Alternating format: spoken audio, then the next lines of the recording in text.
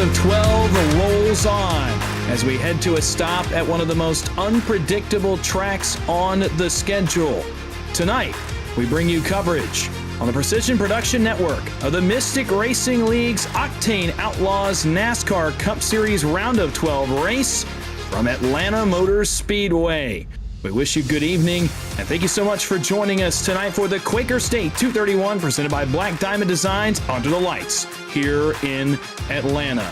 Again, welcome into the Precision Production Network and our coverage of tonight's Mystic Racing League action. My name is Dawson Wise. I'll be joined tonight by Blaine Wilson and Nigel Christensen. We'll bring those guys in here in just one moment. But the playoffs are rolling here into Atlanta, and Blaine will bring you in first. Unpredictability is the story tonight. Plate racing in the playoffs sure to be intense here at the Atlanta Motor Speedway.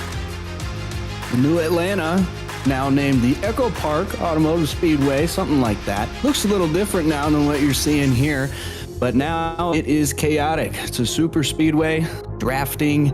It's just chaos. It's one of the lottery races. It's the great equalizer for all of these drivers. Drivers that might not have the best luck at other tracks. Doesn't matter here. Put your car in the right spot and you can take it home tonight.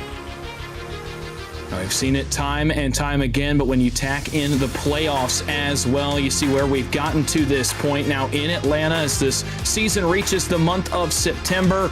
We add plate racing to the playoffs. How many times have we seen Talladega and Daytona and even now Atlanta become complete chaos for the drivers racing for the playoffs? And now we'll begin to take a look at that field of 12.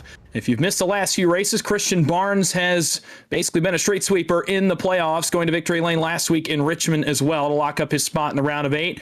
And Nigel, we'll get to you now as well. You guys have seen playoff racing before. You've experienced it before. What is the mindset as a driver as you get into the later rounds of the playoffs and you get into a race like Atlanta where the margins are very thin for error?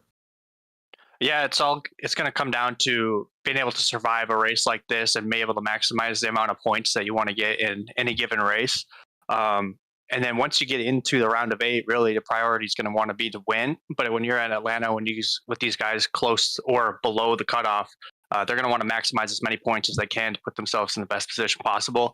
And when you look at the guys from 9th through 12th, they're pretty much on top of each other. So tonight's going to be big for everybody in the playoffs. Really about 4 through 11 on top of each other. A 28-point margin between about 8 drivers in this playoffs. Only 3 are pretty comfortable coming into tonight from Andrew Allen on up. Of course, Christian Barnes is locked in, and really only 1 that's in a pretty dire position, that being Alex Pollock there in the 12th position. So 12 drivers will be playoff drivers tonight for 150 laps here in Atlanta. It is 2 stages tonight that we will see at the ends of lap 35 and lap 70. In the pits, there's 7 tire sets, maybe a little much for 150 laps. These guys will not have to worry too much about tire saving tonight. There is a fast repair available to these guys, and an odd number there in the fuel load, 57%, so expect some green flag pit stops should we need them throughout the night tonight. We will start to head down trackside now because it's time to put cars on the grid in Atlanta. The sun starts to set behind the grandstands, and it's time to go playoff racing here in Atlanta. On the pole with a quick time of 31.656 seconds, it's the 93 of Isaac Wilson. To his outside, it'll be Jacob Cochran, the all-gray number 84. Back on row number 2, it'll be Reggie Kime in that Coors Bill Elliott style number 9 machine. In third, it'll be Brett Rinn to his outside in the 4th position in the Rainbow Warrior 24. Back on row number 3, it'll be Jose Medina in the 5th position in the 18. Alongside him, it's last week's winner and the man dominating the playoffs so far, it's Christian Barnes in the 27. Back on row number 4, starting 7th, it'll be Evan Janik, one of the drivers in a good points position tonight. Alongside him, it's the 39 of Gavin Hinson. And then rounding out the top 10, it'll be the 96 of Andrew Allen, the black and green Chevrolet. Alongside him, it'll be Aaron Espy in the Winchester Chevrolet. Coming back to P11, got Joshua Gillen. In P12, you're going to see Caleb Hunt. 13th, it's going to be John Ullman. And 14th, we have Zach White. 15th is Alex Pollock. And starting 16th is Adam Holston. P17, we have Brad T. Nelson. In P18, Jackson Atala. 19th, we're going to have Michael Wade in the Dale Senior Machine. And 20th, Stephen Gill. Nigel leading us out here. We got Jared Knopf-Snyder in 21st and Casey Bristow in 22nd. Followed by David Wallace in 23rd and Aaron Baum rounding us out at 24th. Back to Rashawn Winkfield in 25th and Isaac Rock in 26th. The 26 starters will contest 150 laps here in Atlanta tonight. The sun will go down over the course of tonight's race, so eventually we will be under the lights. Do want to thank you once again for your attendance tonight. Before we get going, should be a good one here from virtual Atlanta. Again, playoff points are at stake tonight. Top 5 at the end of each stage will receive points, and for some guys around that cut line, that may become very, very relevant if they can pick up some points and get their gap either smaller, or for some above the cut line, get that gap a little bit larger, headed into not only the end of tonight's race, but into next week's cutoff race as well. You see the weather conditions there on your screen. Not a very hot one here in virtual Atlanta tonight. The 10-mile-an-hour wind will be interesting to note as we go throughout tonight's race. We'll see exactly how that affects the balance of the cars as they work around Atlanta here tonight. And as we get ready to go under the green flag, we'll get the 1-to-go signal next time by. Blaine, I'll start with you. A couple of things here. A key to victory tonight and a pick, a guy you're watching to get to victory lane here in Atlanta. Well, the key to victory at any super speedway is you got to be there at the end. Everybody knows about the big one. That seems to happen every super speedway race, and Atlanta is definitely prone to that. So if you're not there at the end, or if your car can't handle the aero, the draft, the pole, it doesn't matter. So survival is on the mind of a lot of drivers tonight. It's going to be pretty crazy. I'm real curious to know what Nigel's opinion is on this. My pick to win tonight is the number 7, Casey Bristow. And I don't know him, but I love Denny Hamlin. And look at that progressive scheme. That is the most beautiful paint scheme in the Cup Series today. You can't change my mind. So he's my pick for tonight. Nigel, I want to hear yours. Yeah, it's gonna be really good racing, and I've had a lot of time to think about this in terms of who I think is gonna win. And it's hard to not pick Rashawn Winkfield. I really think he's gonna be strong tonight, and I think he'll be competing for the win at the end of this. Well, the drivers above the cut line is Winkfield tonight, plus 18 for the driver of the 23 coming into this race. So we'll keep an eye on him throughout the evening. He's got a little bit of work to do from the back of the field. But in Atlanta, at a plate track, anything can happen, as both these guys noted to start tonight's broadcast. When the playoffs come to plate racing, it gets a little bit more intense. Every little move matters and can completely change your season. And oh, by the way, next week we head to the Charlotte Roval. It doesn't get any less chaotic than the next 2 weeks. If you want a chance to advance and you're below the cut line, your best chance may very well be tonight. 150 laps in the round of 12 for the Mystic Racing League's Octane Outlaws Cup Series. We're about to go playoff racing under the lights in Atlanta. Isaac Wilson brings the field off turn 4. He will see the green flag for the first time. Green flag is in the air. We're racing in Atlanta.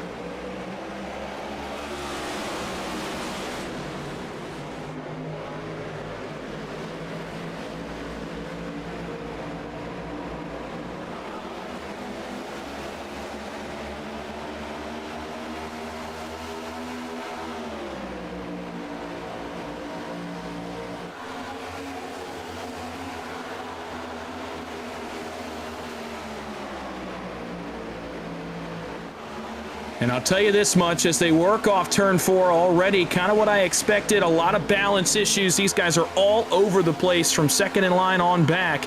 Could be dirty air, could be the weather, could be any number of things that are affecting these race cars. The outside got the better jump, but it's the inside with Wilson, Kime, and Medina that will come forward to the first 3 spots. All of a sudden, a bit of an exodus. The second place starter, Jacob Cochran, dropped down as well. He'll move right back up as the field works the banking of turns 3 and 4.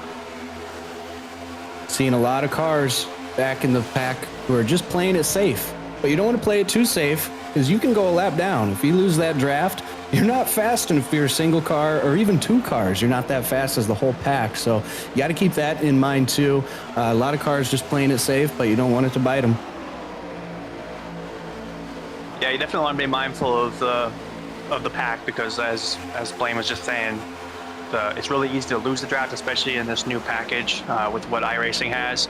I'll be curious to see kind of what happens with the second groove in tonight's race. Is it going to be main dominant on the bottom, or is it going to be some dominance on the top as well? I'll tell you what, not a lot of dominance on the top so far. A lot of cars have moved down to the inside, and the big winner out of that entire exchange is going to be Adam Holston in the 8+10 already, up to 6th for that driver, right in behind Andrew Allen, one of the playoff cars tonight in the 5th position. So +10 already, and he really didn't have to do much to get there. Just followed the lane on the bottom that had the momentum, and everybody bailed to the bottom behind him. He was able to drive through and get all the way to position number 6. A lot of cars now have bailed all the way to the bottom. There is really no second line until you get about 15 cars deep, and even now, that has disintegrated as well. To me, with the way the tire sets are set up in the pits, I don't know if this is much tire saving, as it could be just holding on to your race car, keeping your race car intact. That's a big part of these super speedway races, and you know the playoff cars in the field, maybe except for Christian Barnes, who can kind of relax a little bit tonight in the 7th position. All those other playoff cars, they want this race to be going exactly like it's going right now. Yeah, Christian Barnes, he might be the only driver in this race that is fully comfortable being locked into the next round. All the other guys, I mean, you can flip your whole playoffs, round of 12, upside down in this race if you get caught up in something. So you really got to stay on top of that too. And yet Atlanta is unique because it's about the only super speedway where tire wear really comes into play here. So you're going to see that play out over the long run too. The car is going to handle way differently. You got to be able to hold it in your line. You don't want to be wiggling all over the place from line to line, so got to watch out for that tire wear tonight. Yeah, Atlanta is one of those rare super speedways where the tires definitely will fall off, and so I know there's an extra set tonight with the 6. I think as the race goes along, depending upon how the cautions fall and stuff like that, we're going to see some different strategies, and some guys with tires could be able to take advantage of that later in the race. Well, I think you're seeing that start to take effect with some guys that are dropping off the lead pack, not wanting to lead a ton of laps, whether they want to keep their car straight or they want to keep their tires intact. There's a couple of playoff guys back there in that group as well. Zach White is one of them. Aaron Espy is one of them as well, that are kind of back here in no man's land, and a couple have fallen off the pack. Espy is one of those cars that has completely lost the lead draft. White, at least, is in the back end of the lead draft, and a guy we talked about earlier, Rayshawn Wingfield, is already off the racetrack in the 25th position. So is Isaac Brock in 26th. So Wingfield came into tonight +18. As of now, he is multiple laps down, has not turned a lap since lap 2, and is still not on the speedway right now. So potential huge implications. And up front, we're going to get to racing. The second line has decided they want to jump up alongside. It's going to be led up top by Jose Medina in that green, black, and white 18. He'll go alongside Reggie Kime, another playoff driver below the cut line tonight. He could really stand for a good run. He's got a good one going here on lap 10. Yeah, I'm excited to see this second line, what it can do. We haven't seen it so far. With the new update, like Nigel was mentioning earlier, it's really changed the aerodynamics of the car, how the air works, side drafting, how big of a draft you can actually get. And you really have to work together. The entire line does. If it doesn't, you see it, you just kind of stall out. Even if you're on the top line, there's not huge runs just from momentum. The whole pack has to work together. And if you don't have people around you that you work well with, it doesn't matter what line you're in, you're not going to go forward. You're going to get stuck. So you really got to be aggressive here and take those spots when they become available. Yeah, one thing that I've learned too with this type of racing at this track in particular is actually the third car in line is probably the most important, especially on the top. So as you're getting that momentum, a lot of that's going to come from a little bit deeper in the pack. You can't get quite as much momentum as you used to with the second car. So it's really, really important for that third and fourth vehicle on the second lane to be able to push them, give them as much momentum as possible. And if you're not doing that, as you can see the top right now, it just starts to fade back slowly.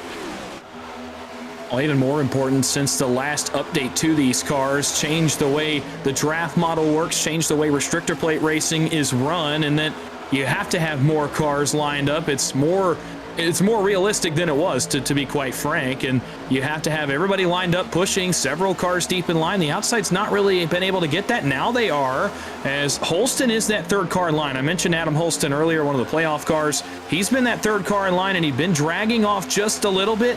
Watch how much more momentum they have when they drag up closer, but as you go into the corner, you see it's so easy as a following car to miss your entry point. And a couple of those guys just did. Evan Janik was one of them in the outside second in line. It's so easy to do that. Outside's going to draw alongside Kine. They're going to try to get to the right rear of the leader, Isaac Wilson, who may have considered throwing a block on the entrance of turn one. He will not. And that line starts to stall as Holston bails. That will kill all of their momentum. Wilson maintains the lead. That's exactly the 93 wants to see. It's exactly what the 9 wants to see as well. Both guys in somewhat precarious points positions tonight, but a lot of playoff cars up here. I mean, you look at all of the guys. Janik is up here. Holston's gotten up here. We talked about Kime and Wilson and Andrew Allen, and Christian Barnes even is up here as well. A lot of playoff representation up front early at a track that is very, very close to the edge of control. Yeah, I've seen a lot of playoff drivers, like you said, coming up to the front, and this league is unique. Only the top 5 get stage points. That's not very many positions, and so you got to be aggressive because you can have a really good points day. Something big might happen in stage 3 that takes you out of the race, but at least you got those stage points. So there's 2 different mentalities going on here because we can see still a lot of cars hanging out back, just kind of chilling and riding for now. They want to make it to the end and just secure the win. But we got guys up front. I want those points. I need them. They're going to keep me safe in the playoffs. It's kind of fun to watch. They're mixing it up here right now. Yeah, one thing that I'm noticing is Holston's actually been kind of swapping lanes a lot back and forth just in the last couple of laps, and it's been killing each line a little bit at a time. When he's pushing like that, though, look how quickly the lane is moving to the front. So I'll be curious to see kind of how his pushes throughout the race are going to help give momentum to whatever lane that he's in, but it seems like whichever lane that he's in at the moment is actually moving forward a lot better. Yeah, and you touched on the points, the stage points, and I think you're seeing kind of the point situations. Man, a close moment there in turn 3. Kime and a couple of other cars. Caleb Hunt was one of them, almost got together and sparked what would have been a very large incident there on the exit of turn 4. But you touched on the guys that are coming forward that are in the playoffs, and I think you're seeing that guys that are right around the cut line that are in a precarious points position for the most part are the ones trying to get these top 5 stage points, whereas maybe a guy like Alex Pollock, who was a little bit further back now, he's starting to make his way forward, but he's not up here in the top 5. He's taking his battles where he can get them, and I think that's a big deal because he's minus 24. It's not a whole lot you're going to be able to get in 2 stages that's going to bring you very much closer than that. So maybe he's thinking, I can win this race and flip my entire season on its head rather than try for stage points. It's unique to see that, though, because some of the guys further back are in kind of a similar boat. Aaron Espy was one of them. Zach White's back there. A couple other playoff cars just lingering at the back of the field that are in a little bit better points position, or like Christian Barnes, who's really not doing much. He's dropped back to 11th now, but you're seeing these unique point situations. Guys are turning the panic button on. Now I have to get points. I'm in a bad spot without them. I have to go get them. You're seeing that from Wilson, Allen, and a couple of others up here, whereas others are saying, well, I might just hedge my bets on the end of stage 3 and try to win this thing. And you're maybe seeing that from guys like Espy towards the back, and Alex Pollock, who's not really doing too much back there in the 92. Yeah, you bring up Alex Pollock. He actually said to me that his mentality is he needs to win. So you might not see him for majority of this race, but be prepared to look for him toward the end of this race. If he can make that count and work, that's huge. If you are in that must-win mentality, it doesn't really matter till stage 3, but Atlanta is so challenging as a super speedway compared to every other place because track position is super important. You saw that top line form, and it's pretty much died. It went back to mid-pack. Now they're trying to regroup here and get it rolling again, but look how they enter that corner. The car just washes all the way up the track, almost hitting the wall. That tire wear is starting to play big here right now. Yeah, you can really see it here. The cars are moving around a ton as they go, and I think just to kind of piggyback on what you're saying, if you're in a must-win situation, those stage points aren't going to be as important right now. It's just going to be focusing on making sure that you're going to be there at the very end and putting yourself in the best position possible to be there when it matters the most. And as we watch this kind of unfold, it seems like it's getting, the runs are getting a little bit more, the cars are a lot more all over the place, and the tire wear is really starting to play a role as we get further and further into the run. 23 laps on the board, 13 to go in stage number 1. Again, that ends at the end of lap number 35. You're on board with Jackson Hatala here on the inside in the 7th position, just riding. And you guys talked about it a minute ago. Some guys riding, some guys feeling like they're in a must-win. Oh, man, a blink on the outside there, the 24 Brett Wren, and that's more dangerous because Wren has been more willing to side draft. I think that's been the big thing with the 24 that's brought that line forward further than it had gone, even without Reggie Kime being locked to the back bumper. He is a lot more willing to bring that outside lane down and side draft a lot tighter, and that's gonna drag that line forward. It's gonna give you some momentum. The side force is gonna pull your line along and stop the inside line. The other thing I've noticed, Andrew Allen's not pushing quite as hard on Isaac Wilson up front either. That's basically allowed that outside line to draw all the way back up, even now with 3rd. And then again, it's Brett Wren, that Rainbow 24 on the outside that leads it. Kime is the second car that's notable, -5 to the cut line. Stage points could mean a big deal for the 9 of Kime here at the end of this first stage. If he's able to get points, that makes the cut line just a little bit tighter for guys that are not willing to go for it. Andrew Allen wasn't pushing, and now he's going to jump out, try for the race lead. Andrew Allen plus 35 coming into tonight in the 96. He wants to lead a lap. He's going to have Brett Wren on his back bumper, and they're going to go double file for really one of the first times tonight. It's a new leader at Atlanta. It's Andrew Allen, the 96. Yeah, finally seeing that top lane work. And like you were saying, Brett Wren in the 24, he is getting that side draft on that bottom lane. He's getting pretty darn close, and you have to. That's one of the best ways to get the top line moving. Like you said, Reggie Kime behind him isn't really pushing him a whole lot. Didn't push him at all down that backstretch as the 3rd car. But that side draft alone can just pull that bottom lane backwards and backwards every time you do it. And you can see that the top line is kind of falling off right now, just in one lap there, all the way back, battling for P3 and 4 was your previous lap's leader. So it's crazy at Atlanta. It's going to go back and forth every single lap. And being on that bottom lane can put you in a really tough spot because you might not want to be there, but you're boxed in. You got nowhere to go. So you got to be careful. Just keep your mindset cool and collective. I know personally for me, when I get boxed in like that, it's hard, man. I'm aggressive at these super speedways. You can see the 24 actually falls out of line. They put him out in middle of 3 and 4, and he's going straight to the back right now. And we got a wreck going down the front stretch here. That's the number 6 down through the grass. He's going to collect it. Looks like just a 2-car incident. I don't think there's a yellow, though. Yeah, I don't see a yellow here either. Looks like he's getting it going. Oh, man. Long. We'll see what just happened here. Just trying to look out for him.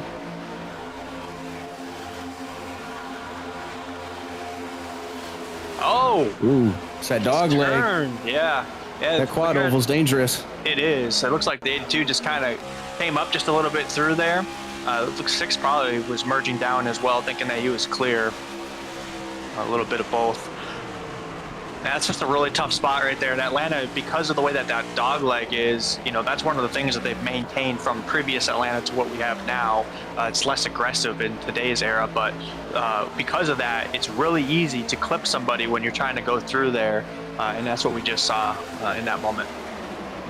Well, one thing that's interesting to me, and I haven't really noticed it a ton so far tonight, is a lot of times you'll see that bottom lane, the leader will typically drag that line down and kind of clip the apron with his left side tires, and it kind of keeps the contact to a bit more of a minimum. These guys so far have not really done that. They've kept the cars up above, fully above that red line. Now, you can't pass down there.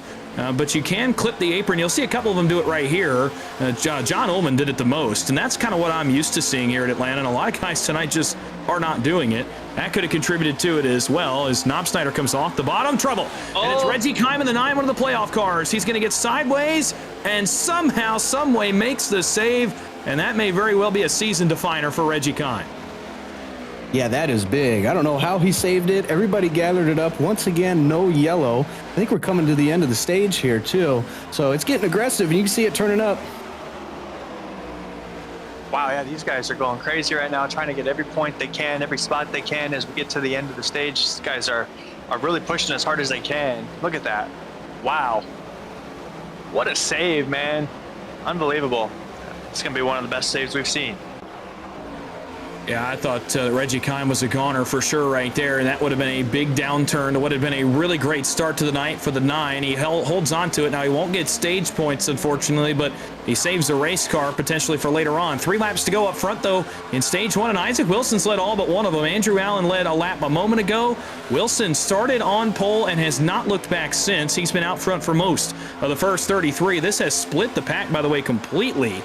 There's now only 8 cars in this lead pack. Back to Christian Barnes in the 27. He's got Alex Pollock right in front of him. Pollock now in a bit of a different position. We talked about him maybe having to win. He's in a position now to challenge for some stage points and at least make things interesting, and he will. 2 to go in stage 1. Pollock leads the outside as they work back up the banking.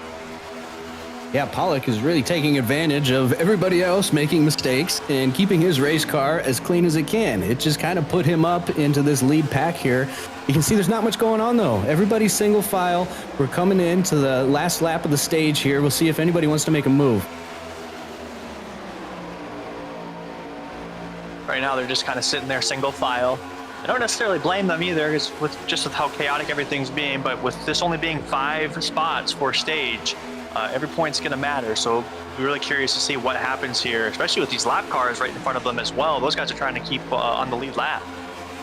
And one of them's a playoff car. That's the 16 of Espy that lost the draft. He's really hoping the leaders just ride here on the bottom and don't do anything crazy in turn 3. It looks like they will. Allen to the outside. Hatala to the outside. Wilson's going to have to throw his first block of the night. It will not be contested. Isaac Wilson wins stage 1 in front of Hinson, Hatala, Allen, and Ullman at the line. So a couple playoff cars get some points there along with Isaac Wilson, the big winner out of that.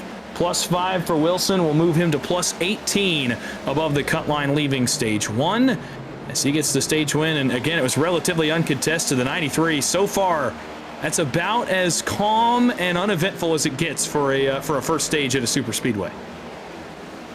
Yeah, we got some glimpses of what is possible, but yeah, no cautions for a couple of incidents that happened there. Really split the pack up, but you'll see if they get together in the later stages of this race, there might be some bigger chaos that happens. And I think one thing that we got to be mindful of too, especially with what just happened, was Aaron Baum staying on the lead lap after getting spun out and not losing a lap after all that happening. So Baum stays on the lead lap. Basically, everyone's still on the lead lap that's on the racetrack, 24 cars out of 26. They'll make pit stops at Atlanta, led onto pit road by Isaac Wilson. They'll make their first pit stop of the evening here on lap 37. We're going to step aside for just a moment. You will see everything, though, on one side of your screen. We'll go side by side so you don't miss a moment of the pit cycle. Stage 1 complete. Isaac Wilson wins stage 1 at Atlanta. We'll be right back for stage 2 after this.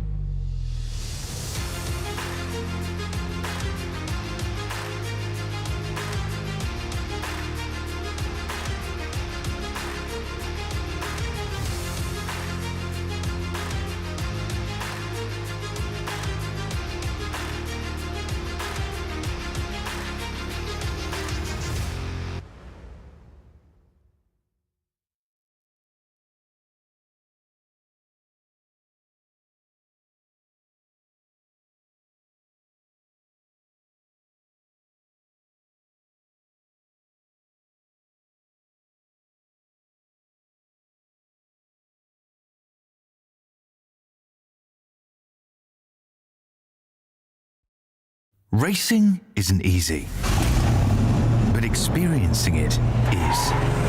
iRacing puts you in the driver's seat with the industry's leading sim racing game. Drive on laser scan replicas of the greatest racing circuits from around the world. Go head-to-head against other drivers chosen by skill-based matchmaking to ensure competitive racing at every level. Compete across all your favorite series. In officially licensed cars, engineered to deliver the most accurate driving experience possible.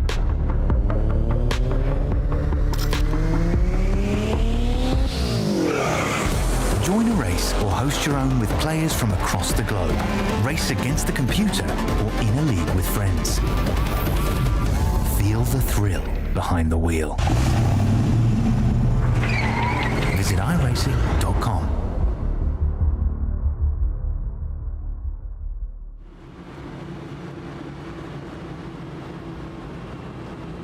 Welcome back to Atlanta Motor Speedway. As we receive the 1 to go signal, you'll see drivers choose one way or the other as we get ready for this restart.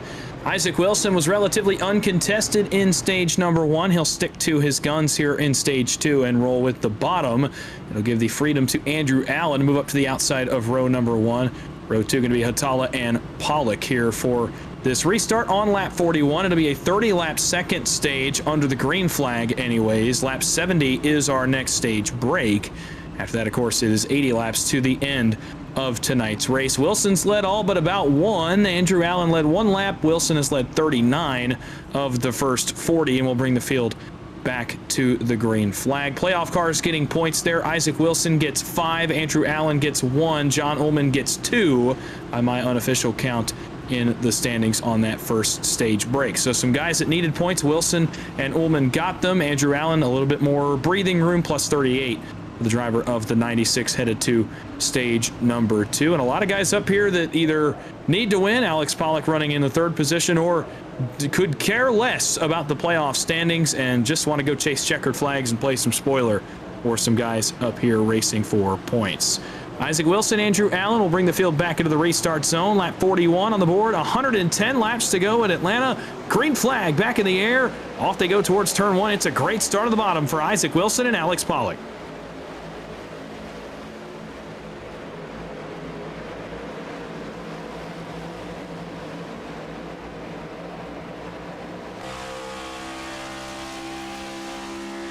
So working off turn number 2, Wilson, Pollock go 1-2. Christian Barnes comes forward to 3rd. Allen settles for 4th. Hatala for 5th. So the outside, obviously not the right decision there. Almost contact up in turn 3. Brett Wren worked up the banking into Jose Medina's machine, but they managed to keep it all together.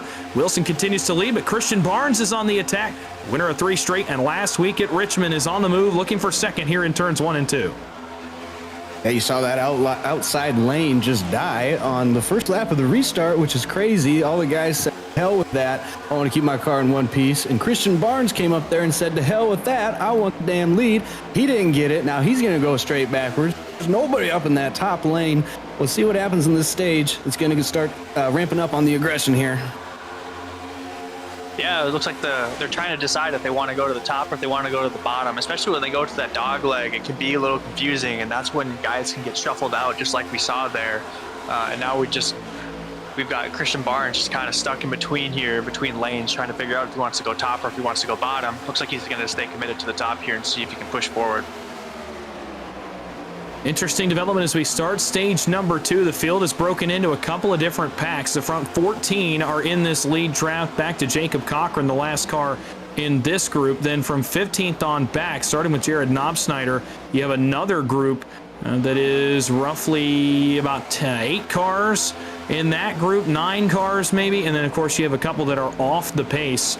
Further back in the field, actually, it's only one that has fallen completely off the pace. That is Joshua Gillen in the 10 machine. So 2 packs, if you will, the lead draft, and then this second group that just continues to ride around and log laps here in this second stage, perhaps saving a set of tires for later should this race become a little chaotic later on into the night, or keeping their cars intact. Whatever the case, they have dropped well off this lead 14, and again goes back to that 14th spot with Jacob Cochran in the 84. So the lead 14 have gone pretty much single file. We saw an outside line for a moment, but they have come back to the bottom of the racetrack, and now we get into a bit of a lull in this race where the lead draft does not have as much energy. The second pack wants to conserve their race cars, and everybody content to run where they are. Tell you who's the most content, other than Isaac Wilson. I think he's number 1 on the list right now, leading almost every lap of this race. I think Alex Pollock is number 2. He has pretty much gotten here without having to do anything too daring, and he has worked his way to the second position here down the backstretch. Perfect spot, for the guy who said he has to win tonight. I'll tell you who does not give a damn at all is Michael Wade in the Dale Senior machine. I got the ghost of Dale on the side of that car. He's back there trying to start a riot. Nobody's going with him at all. I'm wondering if he can really see the air. He might be able to with that big number 3 on the side. Oh, you can see a huge stack up going into turn 2. Multiple cars in an accordion effect. They gather it up, but that's going to split that pack even more so than it was before. I don't know exactly what happened there. It must have been a checkup, but the tires wear quick. You can see a lot of guys when they go into the corner, they're washing up like entire lane. They might unintentionally start a second lane, even though you might not really mean to. You can see some passes trying to be made by one single car.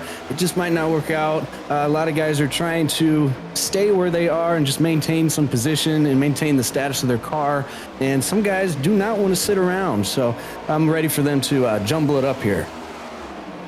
Got a car up in the wall there. One thing that I did notice there on that stack up was Gavin Hinson actually looks like he has some nose damage. I don't know if that was from that or not. He's keeping up with the pack just fine. But I did notice that he got a little bit of nose damage from that checkup with the 3 car there. But they are trying everything they can to move forward, and you can see right now that the second lane is trying to get a little bit more momentum and move forward here. You're watching the second pack. You were just watching the second pack. It was starting to go too wide, and that is dropping them even further off the pace. Now the lead trap will follow suit. There's Michael Wade again, who you just heard about a moment ago. He again is going to try to make it happen. He's going to go 3 wide for the first time tonight, up and around the Brett Wren machine. Medina sticks with the 24 in the middle. The Goodwrench Chevy is hung out to dry up against the safer barrier. He'll drop to 3rd in line, and guys start to bail out from behind him as well. So the move does not go right for Michael Wade, but certainly he's turned the aggression level up here at the front of the field, but not many drivers willing to go 3 wide this early in the race. This group, by the way, has to be a little bit careful here because the top 6 or 7 cars has started to drive away just the slightest bit. They will get back with the pack, no harm, no foul, but for a moment it looked a little bit hairy for that group. Some contact from behind them. Hey, we had Christian Barnes, another dogleg incident. 2 drivers just running their line, and, well, they ended up running the same line. Thankfully, it doesn't look like any damage occurred from it, but I tell you what, Dale Sr. is back alive, coming down the backstretch with a huge run. Doesn't go anywhere with it, but he's definitely out there in that 3 car tonight. He has returned. Unfortunately, the next gen might not fit his driving style very much. He keeps going backward after these huge runs, but it's fun to watch. I want to see some chaos. Let's get it rolling. Yeah, he's doing everything he can. He's switching lanes back and forth, just trying to find the right place to go. And maybe he's just learning, trying to get something figured out just for later in the race to see what works and what doesn't work. But right now, he's capitalizing as much as he can on every run that he can get. Yeah, absolutely. And 2 wide starting up here in this front group. They just have not been able to keep from weaving back and forth and get the runs going. Now they'll start forward, though. That line is led by Brad Nelson, that black and white 33 on the outside. He's got Barnes with him, and the field is about to lap a car. This could get hairy here for just a moment. The lap car is Holston in the 8, one of the playoff drivers. He'll go to the wall, but it's going to get hairy back here around this for a moment. There's 3 wide for the first time in this back end of the lead draft, although it's going to go okay there in a 3. They caught him at a pretty good spot right before the corner trouble. Nelson goes around off Barnes' bumper, but makes the save. He's coming back up, and he's going to slide through the grass. The 33 of Nelson around through the infield grass, but he may have made the save, just like timed it earlier. He's got to lock it down. Another great effort, man. That's the 3rd or 4th time tonight. A driver spun, and now he's going to spin it on the apron headed to turn 1. And Brett Wren has damage on the front end there, too. Ooh, yeah, he came up back on the track right in front of the 24 of Brett Wren, and Brett said, no, you are not coming back in here. And, yeah, it gave him some big nose damage. He might have already had nose damage, actually, from earlier in the race. But, yeah, he didn't cut him any breaks at all. And, well, you can't. It's playoff season. Find your own hole. Get back in there. Yeah, you got to do whatever you can to win. And it looks like they're losing the draft now. And just because of the nose damage that they've got. Gavin Hinson has nose damage as well, so this pack is definitely losing all the momentum to catch up to the leaders there. So 33 though, I mean, at least he's still going. That's going to be the big thing, and hopefully he can stay on the lead lap as we get to the end of the stage. Definitely lose a lap right here to the leaders. He's the next man up on the chopping block for the lead lap as he'll go a lap down here in turns 1 and 2. We mentioned Holston, also 1 lap down. Same with Joshua Gillen in the 10. Those are going to be 3 of the cars that are 1 lap down. Next up would be Bristow, who is at the back of that last group led by Jared Knobsnyder. They are still well in front of the leaders. I don't think they will get caught before the end of stage number 2. 9 cars in the lead draft here at the front, back to Christian Barnes. All of a sudden, what was a 24-car lead pack in stage 1 is now just 9. Back to the 27 machine. A lot less energy, a lot less chances to make moves. That's exactly what the doctor ordered, by the way, for Isaac Wilson, who has continued to lead almost every lap. Here goes Wade again to the outside trying to make it happen, but he still has no help behind him. He's trying to make solo car moves, and there's just nobody going with him. Now he'll have some help, though. Janik going to go with him. Christian Barnes thinking about it as well. Michael Wade's got his helpers finally in that Goodwrench Chevy. Yeah, Dale Sr. up here, he wants to get the lead, and he wants it bad. He is trying everything. He's throwing it all in the kitchen sink. It's just crazy to watch. I think I might have to change my pick for tonight because this guy, he's going out there and putting it all on the line. We can see everyone else is pretty much just chilling. Not too many changes up here since the start of the stage, and we'll see if it ramps up again toward the end of this stage, which coming to about 11 laps to go here pretty soon. And again, he might just be trying different things to see what works and what doesn't work.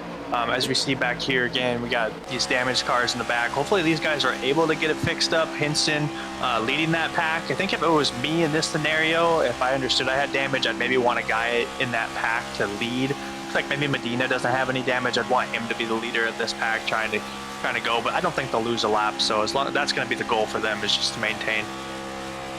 Does not seem as if anyone will lose a lap besides those 3 cars that already have that are still on the racing surface. Nelson, Gillen, and Holston are 1 lap down.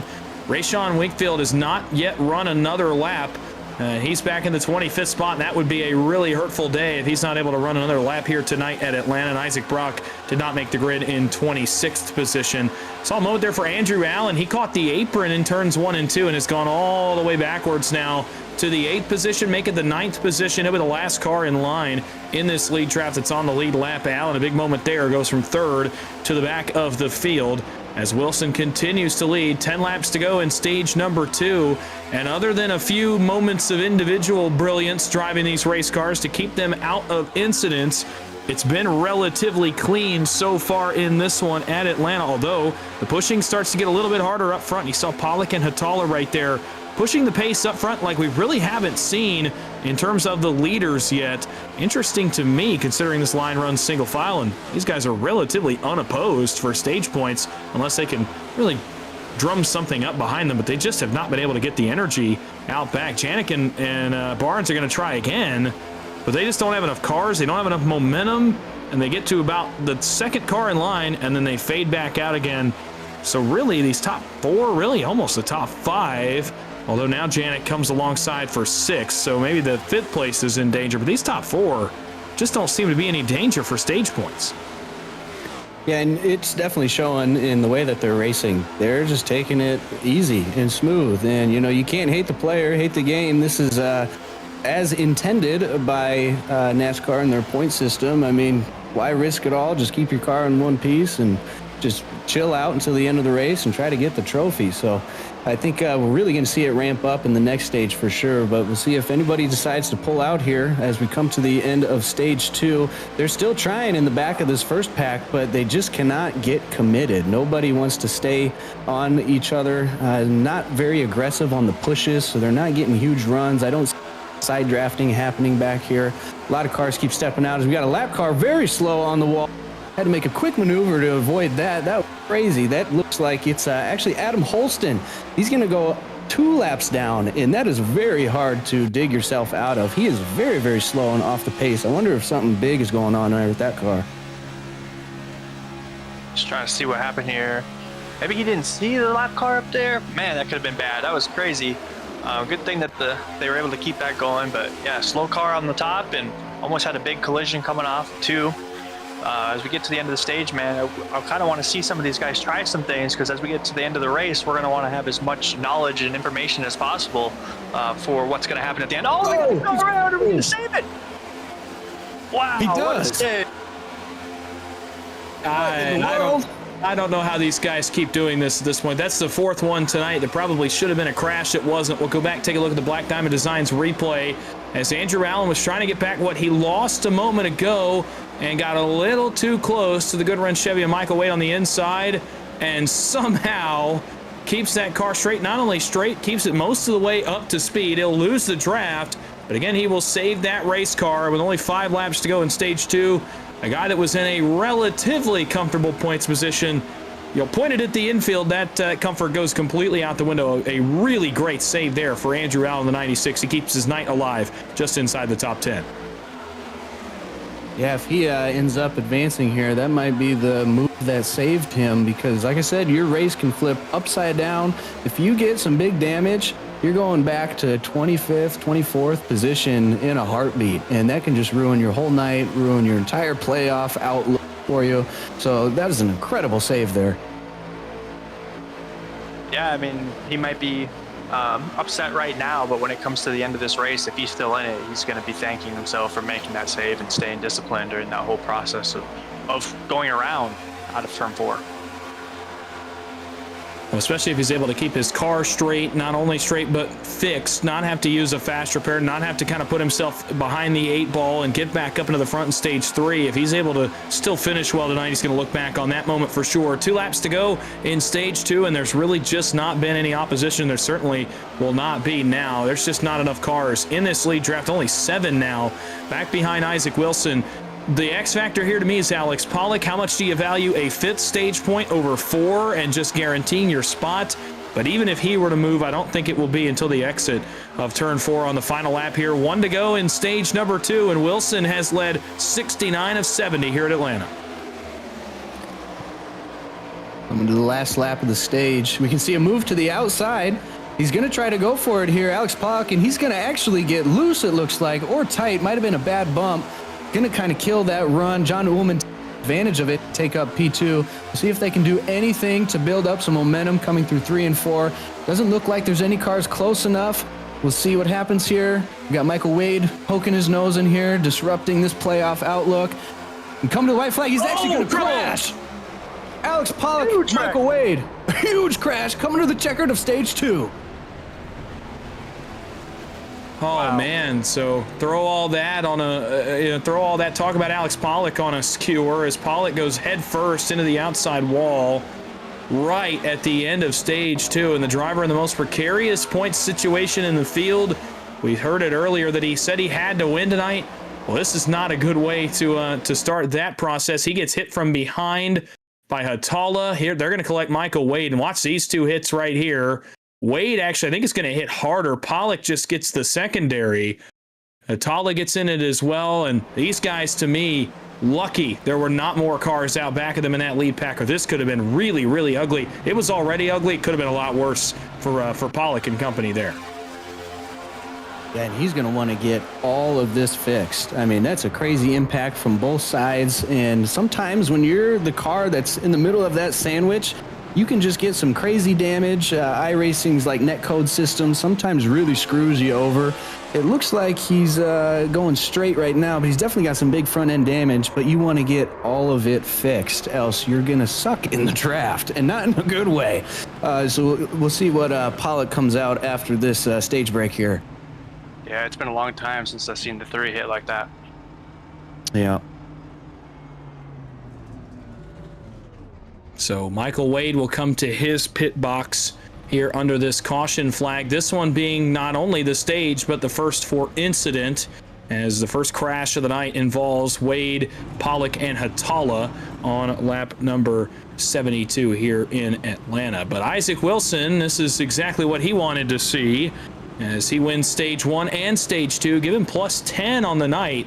He came into the night plus 10 on the points, or plus 13 on the points, so he's certainly going to leave in a lot better position than that after winning the first 2 stages, as he will lead the field onto the pit lane on lap 72. A crash has affected a playoff driver for the first time tonight. Alex Pollock is now much further behind the 8 ball than he started this race on in that 92.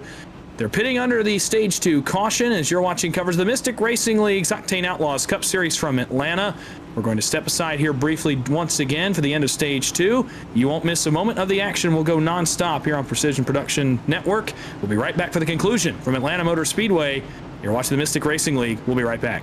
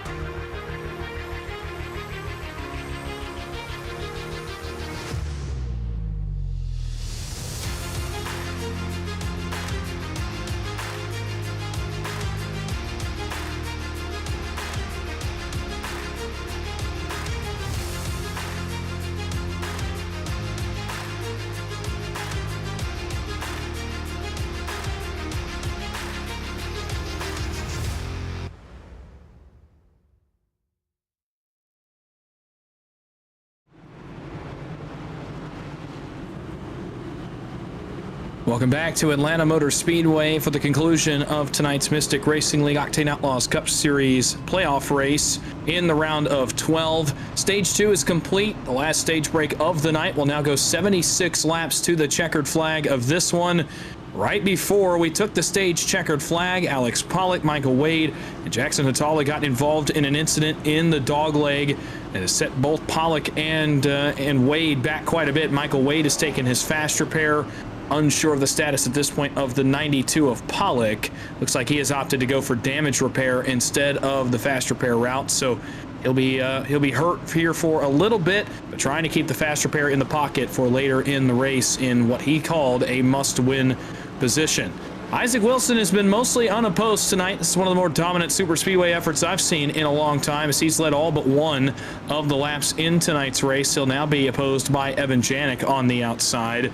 The pushers will be Caleb Hunt and Christian Barnes, a bit of an unfamiliar territory for both of these drivers.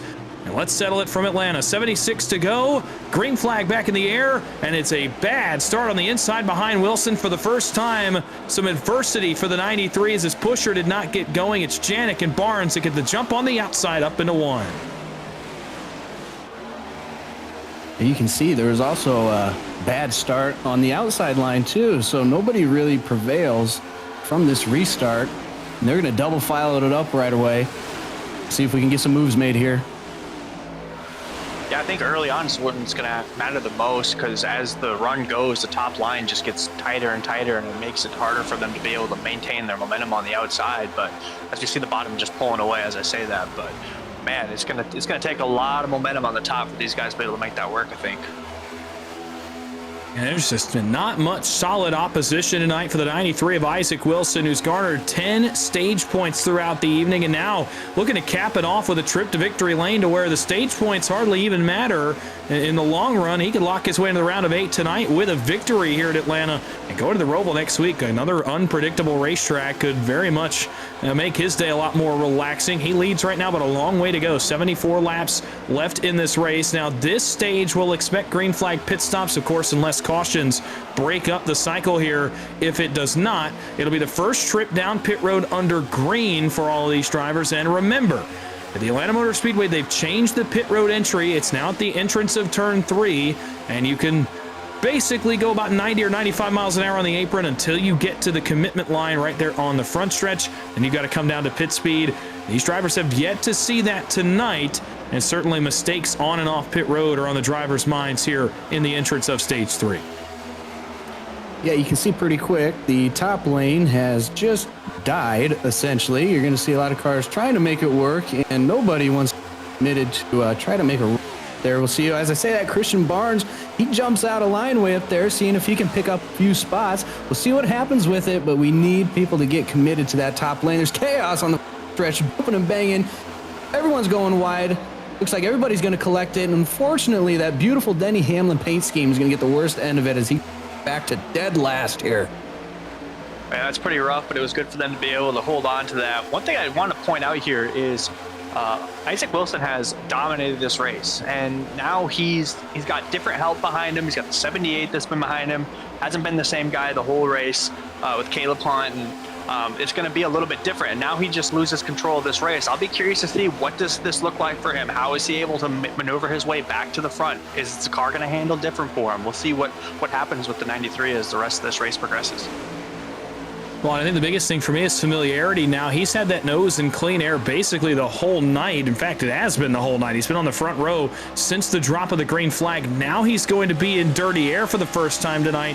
How will that affect the balance of the 93? A situation that basically everyone in the fields had to be in except for him in that race car up front. We'll have to see how he handles that. Christian Barnes goes to the race lead. The guy who came into tonight with, I guess you could say, the least to race for. It's probably not the right way to put it, but winner of a few straight races, winner of last week at Richmond that locked him into the round of 8. So tonight did not mean a whole lot for him besides momentum, and obviously not wanting to crash out early in this one in Atlanta. Wanting to keep your spirits up, keep your momentum up as he looks forward to the round of 8 beginning in a couple of weeks. But he's inherited the lead now, and he's got Gavin Hinson out back of him. We talked about his damage a little bit earlier. He's gotten that fixed. A couple other guys that had damage are back up towards the front as well. So a couple guys had adversity earlier. Brett Wren was one of them, by the way, and he's coming forward with Jose Medina. The 24 is working to the outside of a couple of cars there on the inside. Evan Janik to the inside of the 24. Big stack up on the entry to 3. See Ullman get up off the bottom just a little bit. And Brett Wren's back up to 6, the highest he's run in about 30 laps here at Atlanta. He's got some good help behind him. He and Jose Medina are really making this work up on the outside of the racetrack. Yeah, finally seeing two cars who are able to really work together. I know earlier in the race we saw Brett Wren. He was really side drafting that bottom lane. It looks like he's doing that again, and that's playing a huge role. I mean, it really takes that from the leader. You can see he's going to get a huge run down to the backstretch, going into turn 3. He's going around right now. Bad push, up into the wall. Collects ball. Oh, this is crazy. Oh, we got another car. We're not done. Oh. It's typical for the 77 to see him in the wall sometimes. Not Zach White per se, but up in the real series there. And that's just unfortunate for the whole field here. We're going to get a yellow finally. Wow. We'll take a look at it here on the Black Diamond Designs replay. This was right up front. We had just talked about Brett Wren, and he gets a push from out back from Medina that his car did not like. Andrew Allen, a playoff driver, collected, and that's a huge hit for Zach White. By the way, another one of the playoff cars. So a couple playoff drivers with adversity here. Zach White tonight was below the cut line coming in, did not receive any stage points. This is about as tough a break as you could have asked for the 77. You're on board for a moment here with Isaac Wilson, but it's going to start out back of him with Wren. You see a checkup on the inside. Wilson into the back of the 39, and boy, into 3. So a little bit of contact there between those two, along with the push from Medina. I think it was Medina into Wren that kind of knocked him down just a little bit, and Wilson may have missed his entry point just a little bit as well. And when all those things happen, it meets all in the middle. And a couple playoff cars now with big damage. I mean, you're on board here with Andrew Allen. Watch a couple of these hits right here. I mean, this is the worst possible spot to be in. This is a big hit for a driver that came in comfortable, but not guaranteed. And Andrew Allen, this is not what he needed. Yeah, it looked like it was just he missed his line on the bottom and got pushed at the same time from behind. There's really nothing you can. While we're watching this replay here, there was some crashing under pacing on the front stretch. Can't see who was between, but voice chat is lighting up right now. Drivers are getting hot. You can see it on the track. You can see it in the pacing. And yeah, huge hit for the 77 car. That's just incredible. We'll get the medevac out there immediately, pull out the curtains. Thoughts and prayers out to him tonight. And yeah, I don't know what's going on under pacing here, but a few cars did crash under the yellow flag there, and people are not happy. Yeah, we'll have to see what happened there. That tire is not rolling. That's unfortunate. And one thing I just kind of wanted to bring back up again is Isaac Wilson. Again, he lost the lead. He then gets back in traffic a little bit, and then he gets a little tight on entry. Oh! Wow. What the hell? That's really unfortunate. It looks like he tried to lock it down and end up just running into the back of him there on the pace laps. That's really unfortunate. Watch out. Holy smokes. Oh, man. Yeah, but one thing I just wanted to finish up on, though, is that because he lost that air, we might have seen why, he got tight there. Yeah, it's a good point. Right after we had talked about the balance of Wilson's car, he drifts up the racetrack just a little bit and gets into the side of Brett Wren and starts a wreck. Man, the secondary, that's Hatala, who's been up front a long way in this race, and unfortunately there just locks the tires up under the caution flag, gets in the back of Barnes, who had just taken the lead. Now he's on pit road with some extensive damage repairs as well. He's going to drop well outside the top 10 as a result of this as well. Well, we'll head back up front, 65 to go at the Atlanta Motor Speedway, and it's the Goodwrench Chevy of Michael Wade. We talked about him earlier, and he's inherited the lead here in Atlanta tonight for the first time. Brad Nelson was a lap down a moment ago. He's up to second. Then it's the drivers that came down pit road. Interesting decision to stay out here. Not sure I would have mirrored that myself if I was the 3 of the 33 with only 65 to go. These guys wanted track position, though, and they got it. And now that Michael Wade's up front, certainly going to get pretty exciting. Some of the moves we've seen out of that car so far tonight. Yeah, we got Dale Sr. back on the point. He's really loving how the air is looking right now. See it. We saw him in the catch fence for another time. That 3 car has been up on the wall there, but he's back out on the point. Wish they had fast repairs back in the day. Could have got him back out there to win that one race. But he's back here right now, and we got, it's an interesting call to stay out as we're coming to the choose. They're really going to need a yellow here, probably in the next 20, 30 laps to kind of equalize, because if they pit under green, just these 4, they're cooked. They ain't getting back to the front very easily. Yeah, it's going to be interesting to see how it plays out. And, Michael Wade having the clean air is going to help him a ton, I think, overall throughout the whole race here. And, back in the day, the air was clean, and now with the new cars, it's dirty. So he'll be able to really maximize his speed up front with this next-gen car. So we'll get back under the green flag with 63 laps to go here at Atlanta. Again, it is Michael Wade and Brad Nelson up front. We just saw the choose a moment ago. Isaac Wilson will go to the inside of row 2. Again, still in dirty air, but in a much more powerful position here to push his way forward, get back to the race lead. It'll be Nelson on the outside with Evan Janik along with him. Behind them, it's Jose Medina on the inside of row 3. And the first time really tonight we've seen Aaron Espy up front, one of the drivers below the cut line. In the Winchester Bass Pro Shop Chevy, he is P6 late in the going. John Ullman's been up front a lot tonight. He is 7th. Jacob Cochran in the 8th spot. Then it's Caleb Hunt. And the rebound continues for Reggie Kime in 10th. The 9 re-enters the top 10 for the first time since his half spin earlier in the race as well. 63 laps to go in Atlanta. Just under 1 full fuel run left to go in this one tonight. Who's going to get the big bonus of the win at the end? Green flag back in the air. Inside gets going. It's a dynamite restart for Isaac Wilson on the back of Michael Wade. He will shove him clear into turn 1. He'll likely get himself clear as well and have a chance of the lead. Brad Nelson drops into line, and Isaac Wilson now just 1 spot away from re-inheriting the race lead. It looked like the 71 of Evan Janik, he might have missed a shift or he was asleep in that car when that restart happened. He went straight to the back. They split him down the middle, and it really just screwed that top line. It's basically gone. We got Brad Keselowski out there in the top lane coming around. He was around in the first stage, but he's back now looking for more. We'll see if that top lane starts forming. You got to get that track position now. Big bad Brad making a run there on the outside, trying to catch up to Dale Sr. Wow, there you go. The top's finally moving. I'd like to see a lot more cars try to work the top and just see if they can get that rolling here. It's just going to take more than a couple cars to make it work.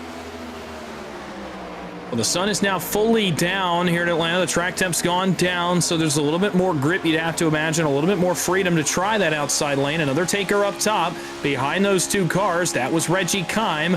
You're on board with the 6 now as he works the outside, up on the outside of Caleb Hunt right now. That is even with 6th position, but with only 3 cars, they're going to need just a little bit more help. Nobody yet willing to get up there. I'll tell you, if they get to 2nd, I'll bet Isaac Wilson jumps out there. They just have a little bit of work to do to get back up to that position. They're going to go door-to-door here with Ullman. Now they have a car jump out. Nelson to the outside. He'll lead that lane in front of Aaron Baum in the 6 now. And they have a few cars lined up together, pushing hard. And here comes the outside with 60 laps to go. It's 2 lanes of racing as they get up to the P4 spot. Man, you got to be careful with these pushes, though. And the side drafting as well as guys clip the apron there into the entry of turn 1.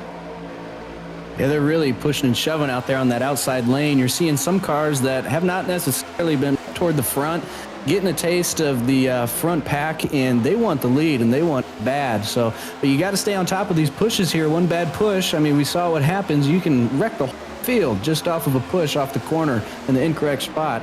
And we can see there's only 4 cars right now in that top lane, and they're kind of rolling. They're starting to figure it out a little bit. The lead car, Brad Nelson, he's all over the damn track. It's just crazy to watch. Probably getting some side draft in, going back and forth like that. They're kind of snaking down.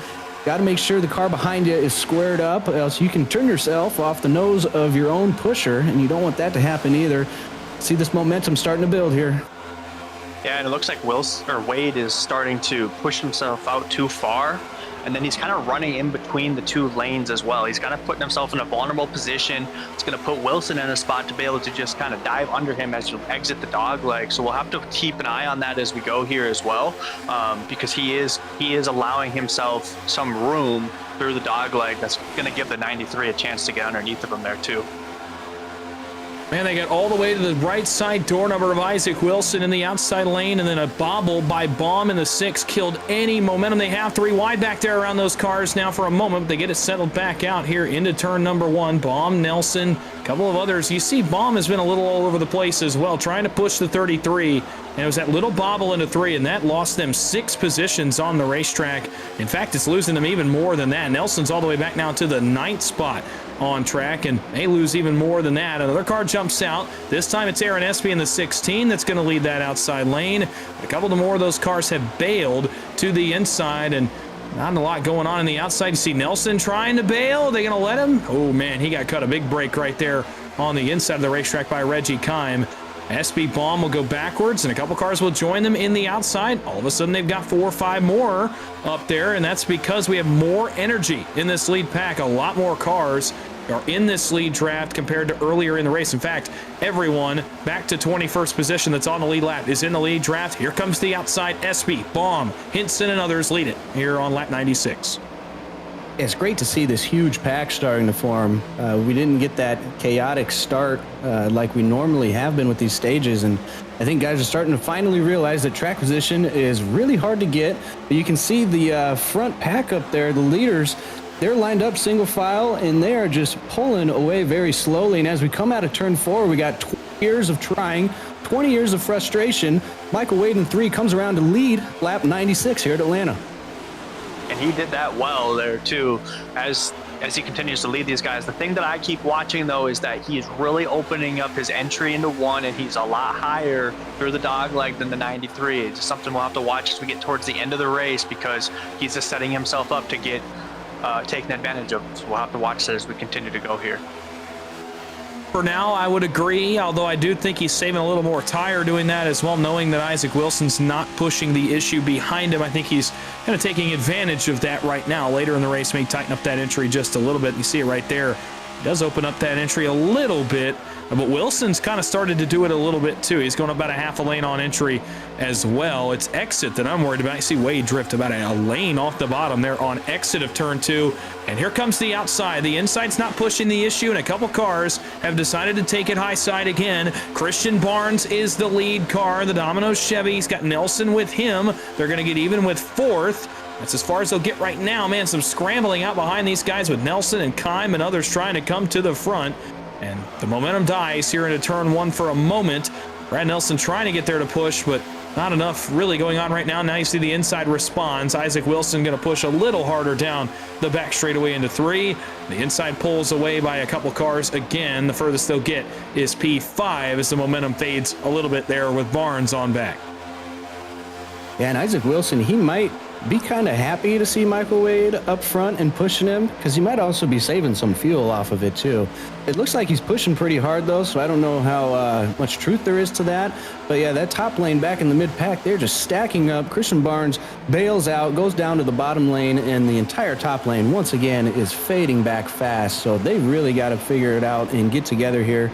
But Christian Barnes says, screw that, I don't need anybody pushing me from behind. I'm just past people in the middle of the corner by myself, and it looks like he's probably going to stall out there, but it's still fun to watch either way.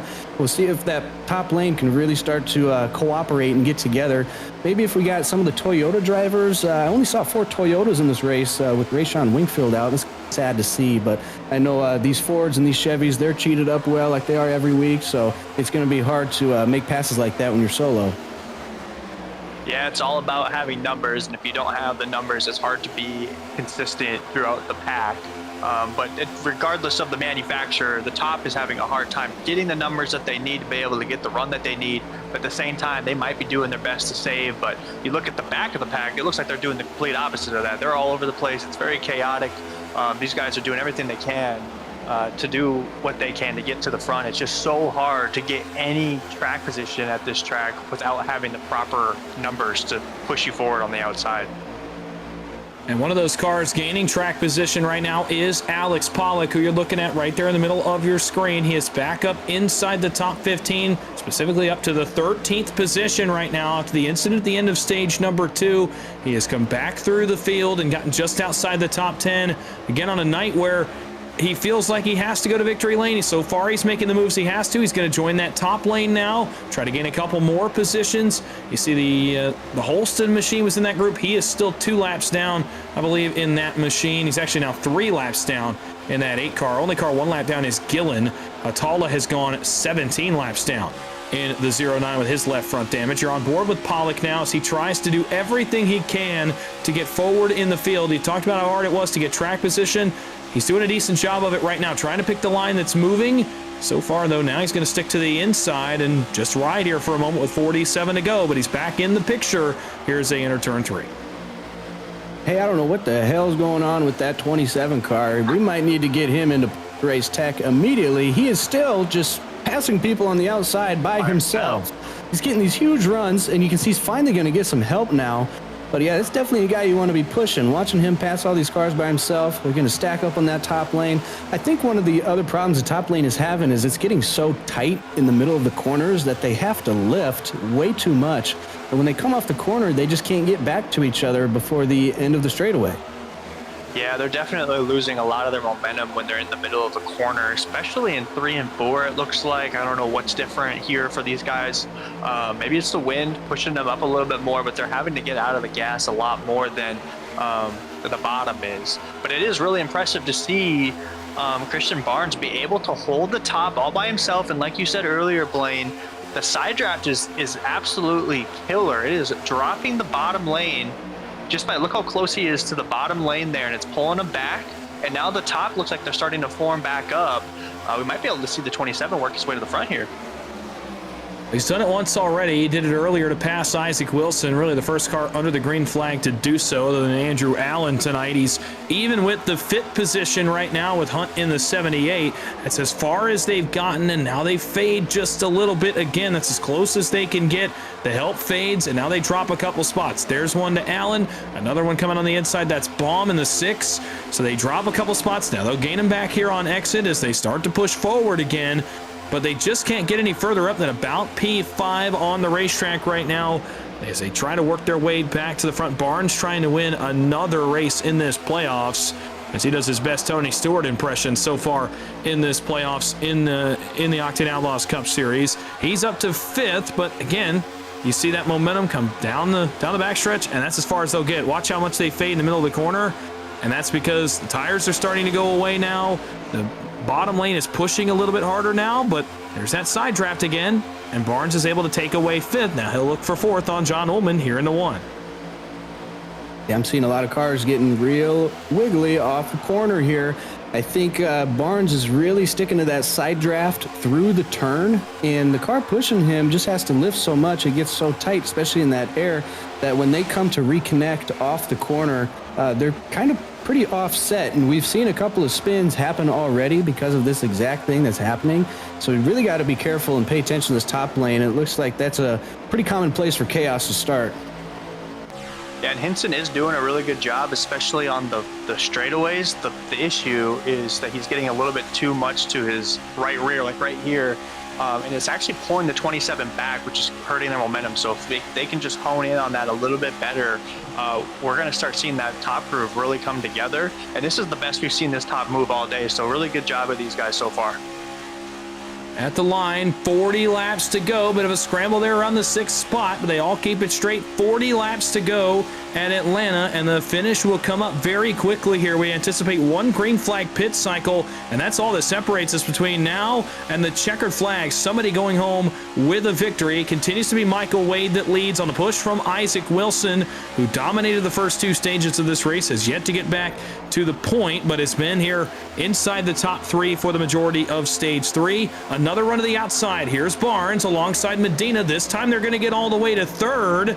This is as far up as the top has gotten since Barnes drove around Wilson a moment ago towards the end of stage 2. And Barnes now trying to get back to the lead, but here comes the inside to push again. And there's that move by Hinson. He gets just a little bit too far off to the right. Oh man, almost some trouble. Brad Nelson's on the apron in the 33. He saves it. There's going to be several cars off the pace as a result of that, though, as Barnes looks to the right rear quarter of Wilson here at the line. 38 laps to go. Yeah, I got a little chaotic. Brad Nelson at 33, looks like he just pulled straight off the track. He kind of held up that top lane for just a moment because that's where he ended up coming from, but they filled that gap back up. And yeah, these guys are getting organized. And he is pulling off right now. These might have been the guys that stayed out here. They might be running out of fuel. Planned it and working. You're going to see they're going to pay a really big price for staying out there, and it looks like we got a familiar face back up in P1, but he's being challenged right now by Christian Barnes. He's going to go around. Isaac Wilson around, a huge wreck on the front stretch. Head on into the wall for your dominant leader of the night. The 3 might catch a break here. Huge for him. It might be. We'll see what happens. We'll see if he stopped in his box or not, but he might have caught a break.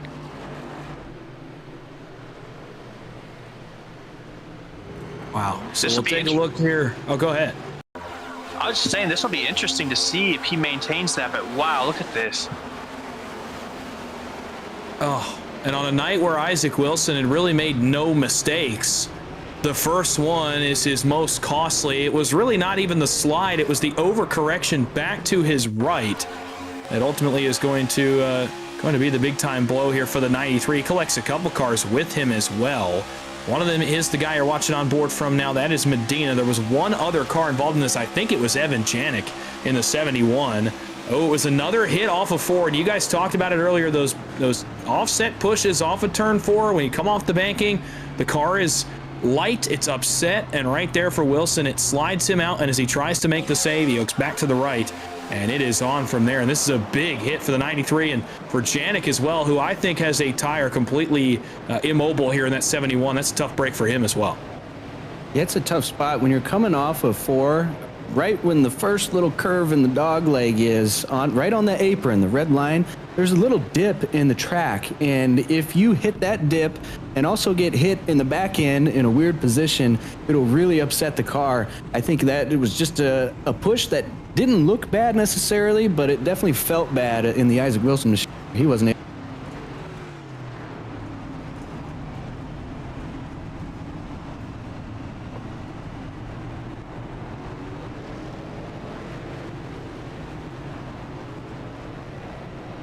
So back up front, 35 laps to go at Atlanta. Christian Barnes is the leader, and that kind of throws the running order in a bit of a shuffle now as guys scramble to miss that.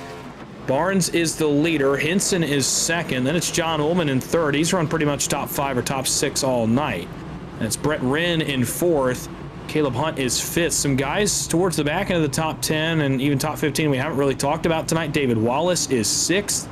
Medina is seventh. Allen is eighth. Kime is ninth. And Aaron Baum is 10th. So we have not seen much of the 80 tonight, but he's inside the top 10 for the first time.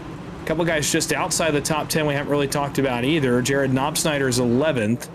Aaron Espy is 12th. Jacob Cochran is 13th. Casey Bristow is 14th. Zach White, that's a big break for him too after his incident. He's going to get another chance at it here in the 15th spot. Then you'll find Isaac Wilson. Josh McGillen's back on the lead lap in the 10. Alex Pollock, Brad Nelson, Michael Wade, a couple cars towards the tail in the lead lap. So that is going to be a break for Michael Wade. And we just talked about it. He had just come to pit road the same lap, stopped in his box, got his service. He's going to get the wave around, and he may not cycle out to the lead here, but at least he'll be back on the same fuel strategy. He'll be in the lead pack, and he'll have a shot to win with 34 to go as the leaders are on pit road on your screen. Curious to see how the fuel load is here. I know we got a 57% fuel in these cars tonight. I'm not that good at math. I have no idea what that equates to for laps left. I think we'll be able to make it from here, so I'm not sure if that's a concern we should have, but I'm going to mention it, try to build up some drama here. Pay attention to that fuel. Yeah, I do think it's going to be close. I'm like you. 57% is kind of a weird number, but at the end of the day, they're going to have to probably do a little bit of fuel saving to make sure that they can make it all the way to the end. But I just want to go back again and just talk about Michael Wade, because not only is he going to get the wave in the race, but he avoided that wreck. I mean, the strategy wasn't probably the best one, right? But it worked out for him, and he's going to lose a lot of his track position, but he avoided what could have been one of the biggest wrecks of the race so far. He's actually not going to get the wave around. He is slow here on the apron, being passed by the entire field, so he will unfortunately be forced to one lap down, but it could have been a lot worse if this race had stayed green. And not only is he, at that point going to end up one lap down, then he's going to be off the draft. Now at least there's an opportunity for him to get that lap back and still be in the draft, still be in the race, and still have an opportunity to get to victory lane later on tonight. 32 laps to go, and we go back under the green flag. The choose here at the line as we get the 1 to go signal. And again, Andrew Allen is the first brave soul to test the outside lane. He'll go all the way to the outside of row 1 as Christian Barnes and really the entire top 4 select the inside lane for this restart. A couple other cars going to be daring to go up there. The 03 Stephen Gill, haven't talked a lot about him either. And then Isaac Wilson, who we talked a lot about tonight in the 93. He just got in that incident. Well, he decided to take the one fast repair available to him and jump right back into the mix in 6th position. You'll see Reggie Kime go with him to the outside as well in the 9. Those are the only 4 cars to have selected the outside for this restart here in Atlanta. It could have very well have been that guys came back down pit road for an additional pit stop should they want to top off their gas tanks. Should be okay on fuel, but again, the ever-present overtime at the super speedway tracks, it's always a factor. You always have to think about it. I think a lot of guys might have done just that right here as we get ready to go back green. The 4th caution has been cleaned off the racetrack. Christian Barnes, Andrew Allen will bring the field back into the restart zone. What could be the final restart tonight? Will we run 32 to the end? Will we have some more chaos in between now and then? And who gets the checkered flag in Atlanta? Christian Barnes into the restart zone. Green flag back in the air. Inside goes. Outside sleeping. Allen got the best restart of any of them, but he will have to probably fade in line 3rd. On the outside, Wilson's going to fade in line. And the outside was 4 cars, now just 2, up the banking of 1 and 2. Allen drops in, and now everybody starts that calculating fuel-saving game, perhaps with 32 to go. Yeah, we had kind of an old school single file restart there. I'm not sure why only 4 cars chose the top. There might be some rule where everybody had to go to the bottom. Pretty curious on how that decision got made, but you can see it's a familiar face up in the lead here, and it looks like Andrew Allen's actually going to put Gavin Hinson out, shuffle him to the outside line. Andrew Allen is not messing around anymore. Go around me. Oh, we got a wreck coming off two, and he saves it. Wow. He saved it. Great save there. Got to get him back in order here. Wow. Great save. All kinds of saves tonight. Everybody's getting ordered back in where they need to be here. Well, and really at a track where it's kind of hard to do that. I mean, we've seen the problems with grip tonight just from guys running into the corner and getting loose on entry, let alone near half spun. You'll see it here. It was Gill that we just talked about a moment ago. Aaron Baum kind of forces the issue a little bit into the middle. Gill taps the outside wall, gets a piece of a couple other cars, but keeps the car going straight.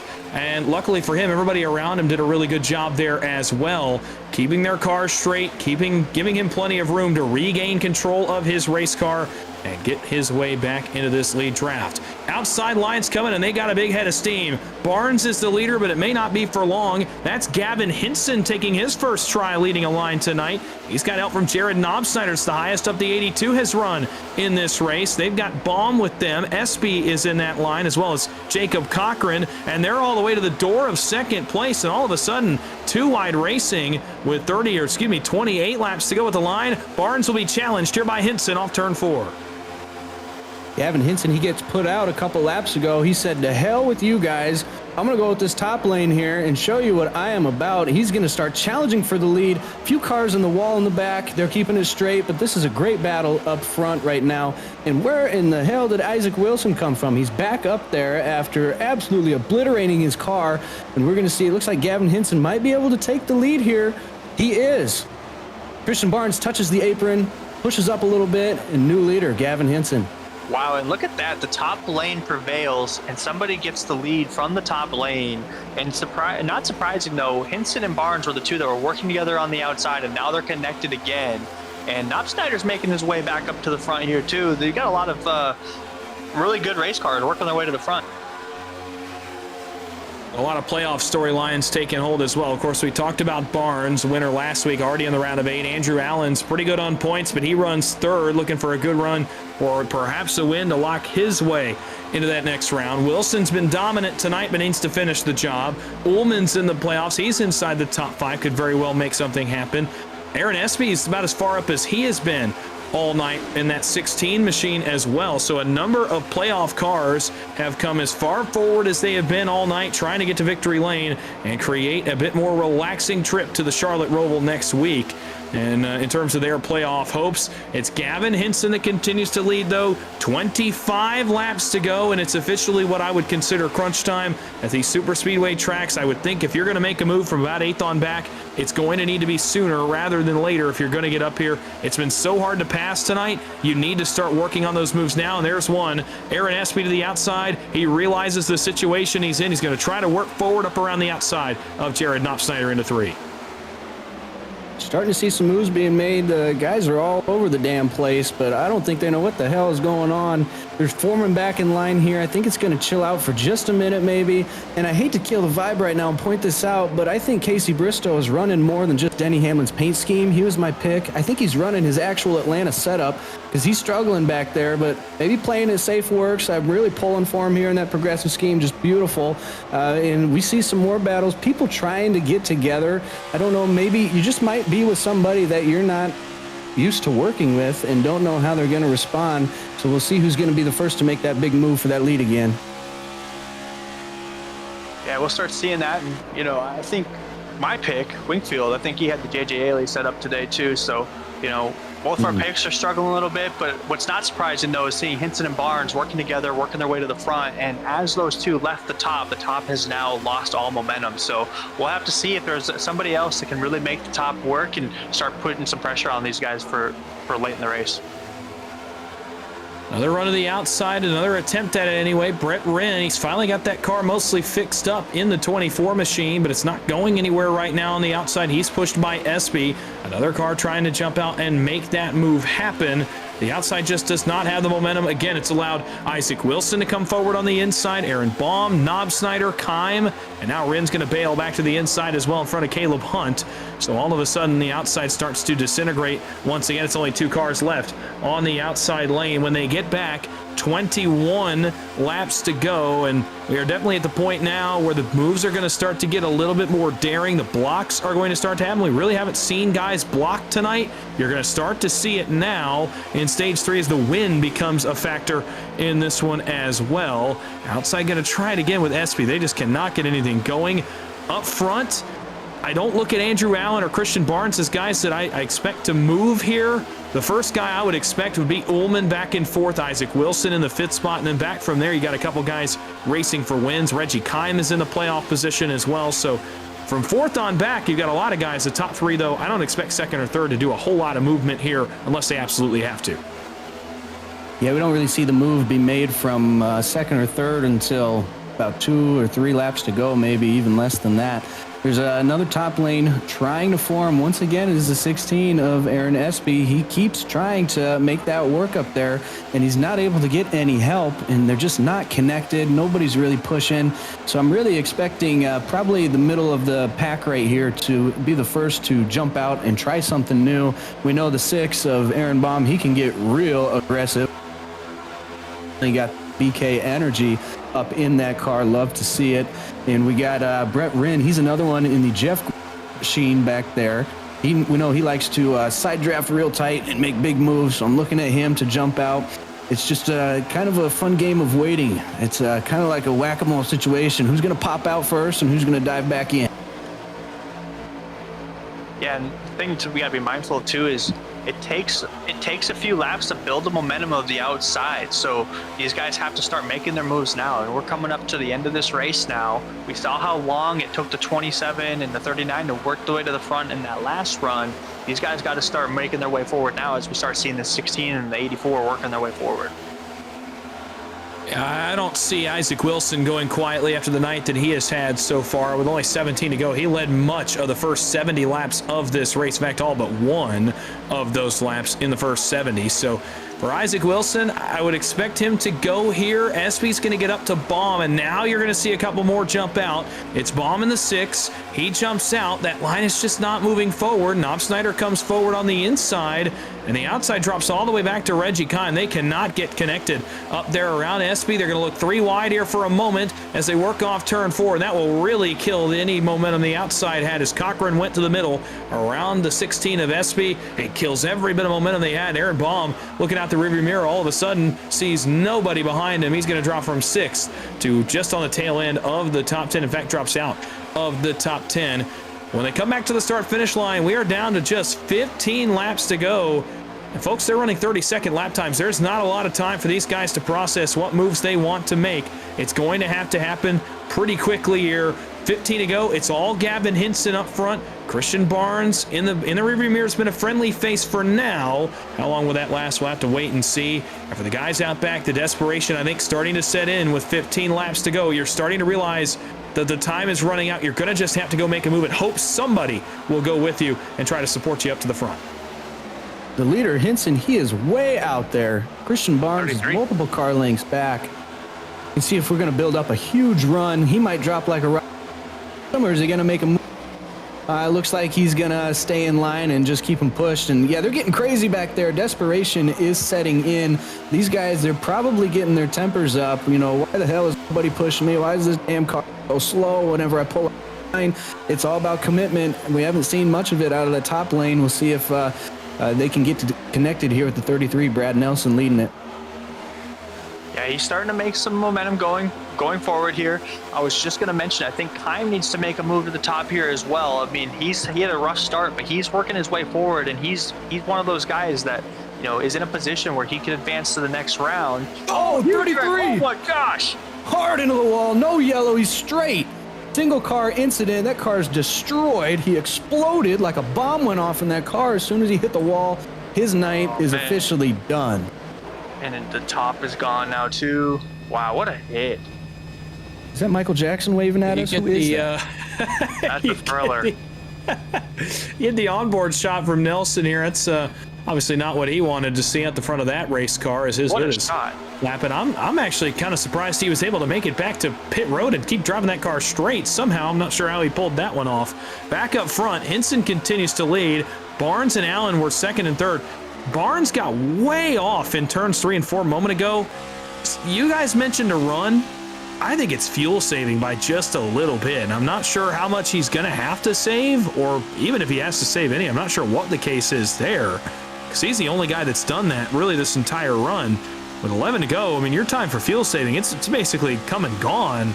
So for Barnes to be that far off, I'm not sure what the issue was under the 27. The only thing I can think is that he was just a tiny bit short, potentially, to make it regulation, and he needed to save a little bit. He's not gotten that far off, although here we go again, a car length and a half. That's a big gap up front for the 27 of Barnes. I'm not sure what's going on there. Yeah, I don't know if these guys are working together, like if they're friends on the same team. I'm not familiar with that. And that fuel strategy drama, that it might be playing true here, because, yeah, he's way off of him again. Going Trouble out back. Jacob Cochran is around the 84. He saves it. And he saves it. What? Single car incident. No caution. 360 like nothing happened. Back on the track. He's pulling up in front of okay, they're going to miss him. Pulled up in front of a pack back there. Is this the DVP pack? What the hell are these guys doing? Anyways, they're safe. Back to the lead here. Yeah, Christian Barnes is once again, he was off of him for a long. So maybe my fuel strategy thing that I made up is true. Yeah, I do think they're going to be really close on fuel. I don't know the exact number, unfortunately, but it's got to be really close just based on when we went back green and their fuel load that they've got. Oh, we got another car spinning around. Oh, this is going to be a yellow. Oh, this one's going to be a caution flag.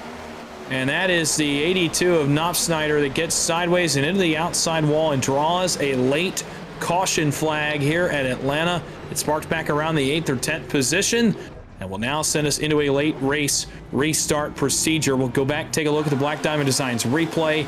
What happened to Jared Knopfsnyder running back here? Again, this is right about, actually, he was in 6th when this occurred. Off turn 4, he left a gap. Reggie Kime filled the gap. Knopfsnyder tried to come back down. The gap was no longer there. Brett Wren is involved as well in the 24, so got all that damage fixed and gets some more with 8 laps to go that he will have to try to repair on that 24 machine. But a tough break for Knopfsnyder, though he left the hole, and Reggie Kime in a position late in the race where he didn't want to give that spot up, said no thank you, and drove right through the left rear of Knopfsnyder as he tried to come back down.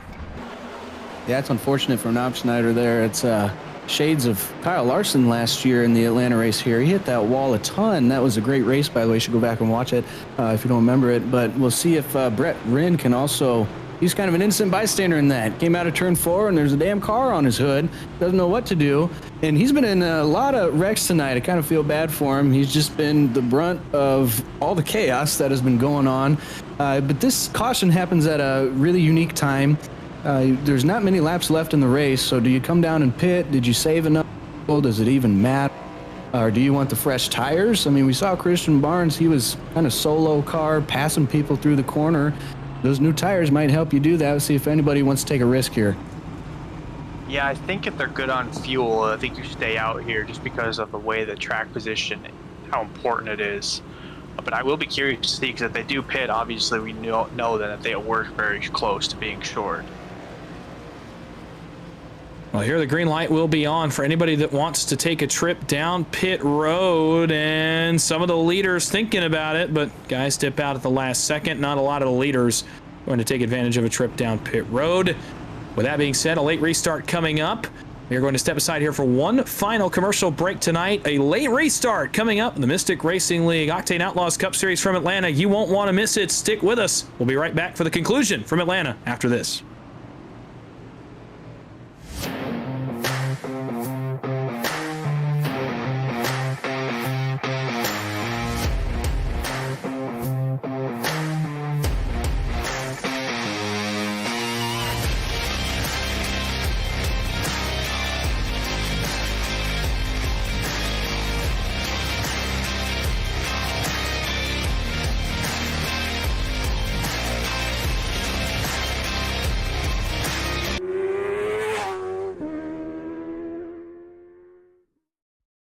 Racing isn't easy, but experiencing it is. iRacing puts you in the driver's seat with the industry's leading sim racing game. Drive on laser scan replicas of the greatest racing circuits from around the world. Go head-to-head against other drivers chosen by skill-based matchmaking to ensure competitive racing at every level. Compete across all your favorite series.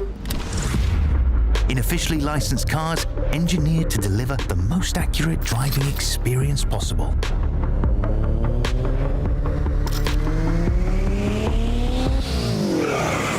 Join a race or host your own with players from across the globe. Race against the computer or in a league with friends. Feel the thrill behind the wheel. Visit iRacing.com.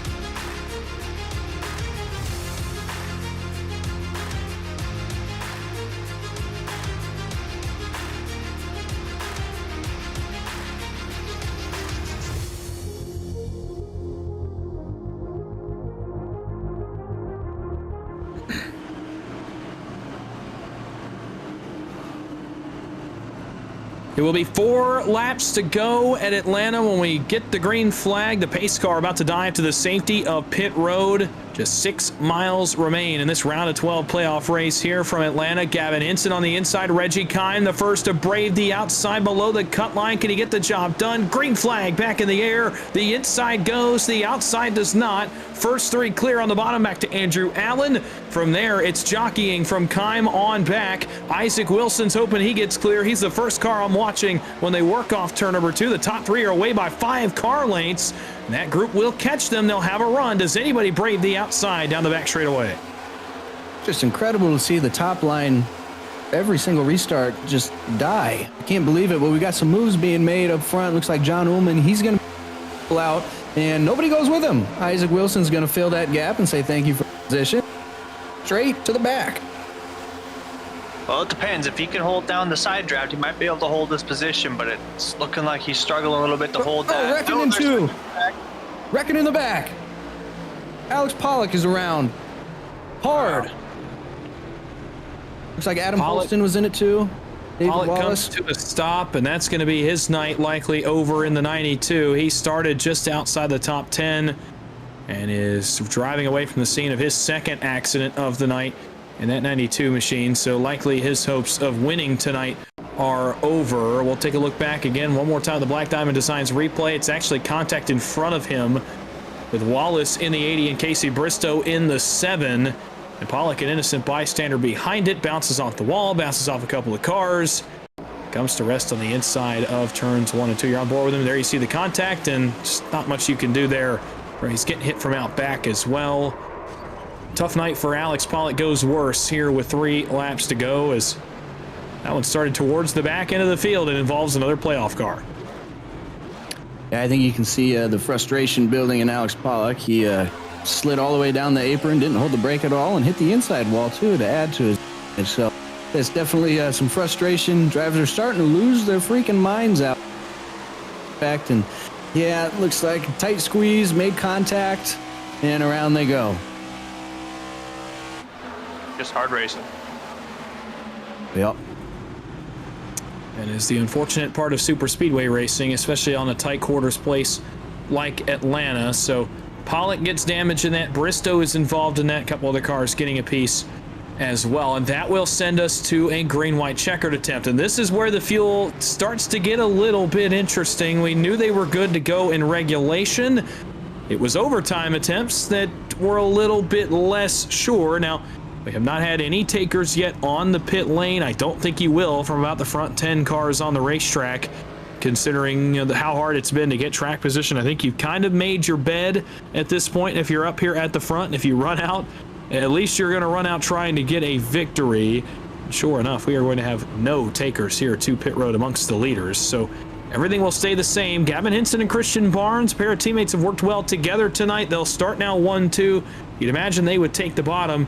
And the question now as we get ready to choose, to me, is who's going to be the first one to take the top. I personally was surprised Isaac Wilson didn't on the last restart. This time, if it's not Wilson, I would think it would be John Ullman. If not him, I would think Zach White in the 77, another guy below the cut line that could use a good run. He's in the 9th spot. Those are the drivers I'm watching here to choose the outside when we get back to the 1-to-go signal. Winners choose front row, man. That is true, and if you're way in the back there, it's time to take that gamble. We've seen that top lane be very thinned out on the initial restart. Nobody seems to want to choose it because we've seen time and time again it dies. And I don't know if that was the choose there or not, to be honest with you. If it was, we're screwed. So that definitely wasn't. But yeah, we've seen it time again. The restart, top lane just does not go. But someone's got to make that gamble. I mean, if you're 5th, 7th, 8th, 10th, you see that top lane, nobody up there, just go up there and you get the hole immediately. Well, we will go one more lap before the choose, so we will get a word with one of the drivers running up in the front. It's last week's winner that won his way into the round of 8. It's the 27 of Christian Barnes. Christian, it's the voice in the broadcast booth. You get a copy? Yes, sir. Well, you're up front in this one. You've led some laps tonight. You've run up front. You've run towards the back. You've kind of seen every portion of this race. Now, though, overtime, what is the game plan for you? Obviously, you've won your way to the round of 8 already, so how does that change your game plan here for an overtime attempt? Right now I'm thinking about just getting my teammate to 39, a good push, hopefully to get us, clear of anybody, and hopefully no one can get a run on us, and hopefully we're the ones battling it out in the final corner. We've got to ask about a couple of different things about the race car here. First off, we've seen balance be an issue tonight. What is that like in your race car right now? And secondly, I think more importantly for the guys here up front, what is the fuel tank like? Is fuel a concern for the leaders here, or are you guys good to go for this overtime attempt? I think we're good to go for at least 2 more overtimes if, we have to. People aren't going to lift, so it's probably going to get chaotic. The car, it's really difficult to make runs on the outside without help. If you send it by yourself, it's very difficult. You will drop back if no one's behind you, but I think with me leading, I've been able to make runs pretty easily. All I need is just a little bit of that air bubble from someone behind me, and I can easily make some moves on the outside. So both times that I've got to the lead, it's been my teammate behind me. So I'm going to be behind him. Hopefully I can push him, get him clear, and we'll see. Well, we will let you get back to work on board that 27 machine, starting on the inside of row 2 for this overtime. Good luck on this overtime attempt, and we'll see if we're talking to you here in a couple laps. Thank you very much.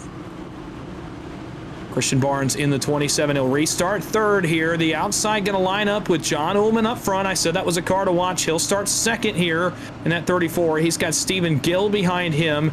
Aaron Espy chose up top. Then Reggie Kime chose up there again to get up to the 8th position. Inside is Hinson, Barnes, Allen, and then Isaac Wilson, the dominant car of the night, content again to ride with his 10 stage points and hope something breaks his way on an overtime attempt potentially. Teammates on the inside. Ullman needs the good run on the outside in the 2nd position. We're officially past the scheduled distance. We are in overtime. It's the first attempt.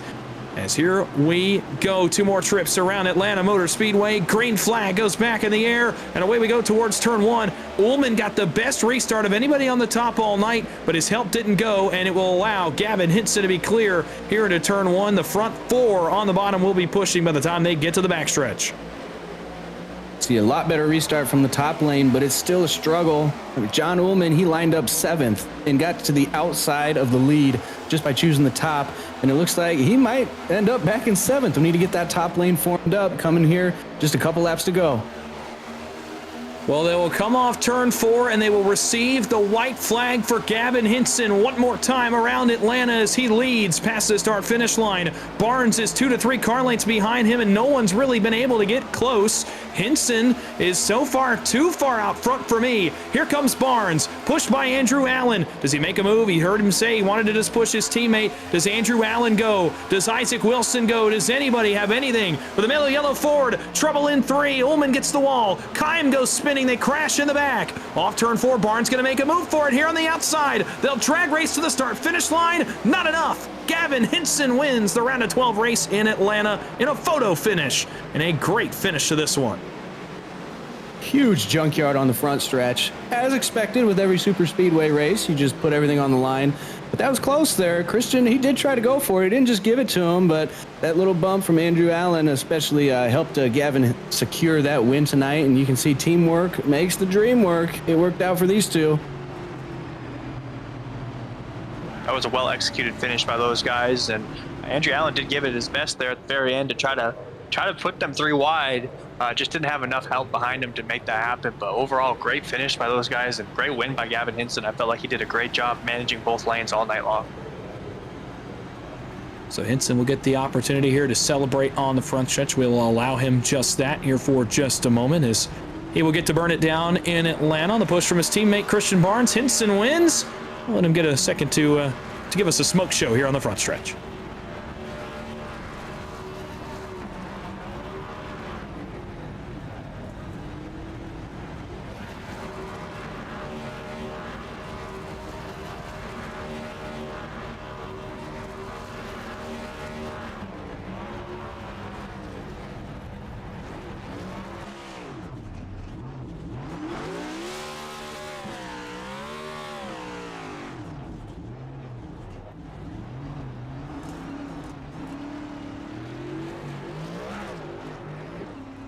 So it's Gavin Hinson that will do the Polish victory lap around the Atlanta Motor Speedway as your winner tonight. The Mystic Racing League Octane Outlaws Cup Series round of 12 race here in Atlanta. And as he continues to celebrate, we will step aside for just a moment. When we come back, we'll have post-race coverage for you with the results. We'll talk to your top 3. We'll wrap things up from a crazy, chaotic night in Atlanta. Stay with us. We'll be right back.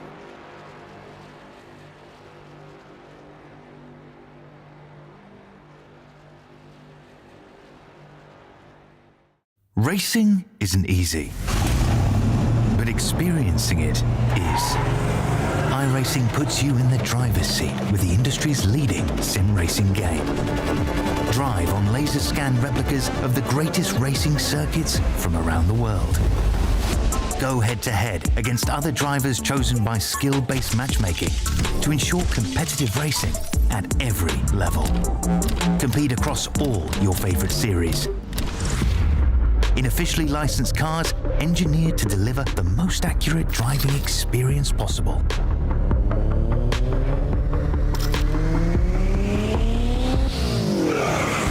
Join a race or host your own with players from across the globe. Race against the computer or in a league with friends. Feel the thrill behind the wheel. Visit iRacing.com.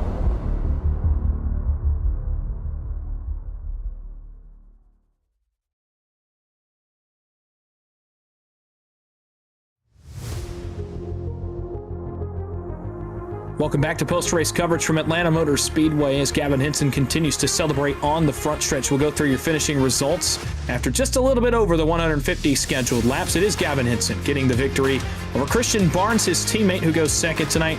Andrew Allen, that's about as good a night you could have asked for the driver plus 36 coming in. He finishes third. Isaac Wilson led a lot of laps tonight. Probably not the finish that he wanted, but fourth, he'll still take it for a good points night for him. Stephen Gill finishes tonight in the 5th spot. Caleb Hunt in 6th. Aaron Espy in 7th. He'll take that too for his playoff hopes. Jose Medina finishes in 8th tonight. Joshua Gillen was about a lap down for most of tonight's race. He finishes 9th, and John Ullman salvages a 10th place finish out of his night in the 34. Aaron Baum was in 11th place. Zach White got 12th. Alex Pollock was able to get 13th. Evan Janik was 14th. Reggie Kime, 15th. Jared Snyder was 16th. Jacob Cochran in 17th. Casey Bristow at 18th. David Wallace in 19th. And Brad T. Nelson comes in 20th, top 20. Rounding out the field, we got Brett Rinn in 21st, Adam Holston in 22nd, Michael Wade, 23rd, Jackson Hatala in 24th, Rayshawn Wingfield disconnected early, never came back, 25th, and Isaac Brock rounds it out in 26th. Those are the finishing results for your 26-car field tonight from Atlanta. Well, we'll get to talk to your top three. Let's take a trip first to Victory Lane and the 39 of Gavin Hinson as he's able to get the Mellow Yellow Ford Mustang into a trip to Victory Lane here at Atlanta. Let's get a second to talk to him. Gavin, it's the boys in the broadcast booth. You get a copy? Yes, sir, I do.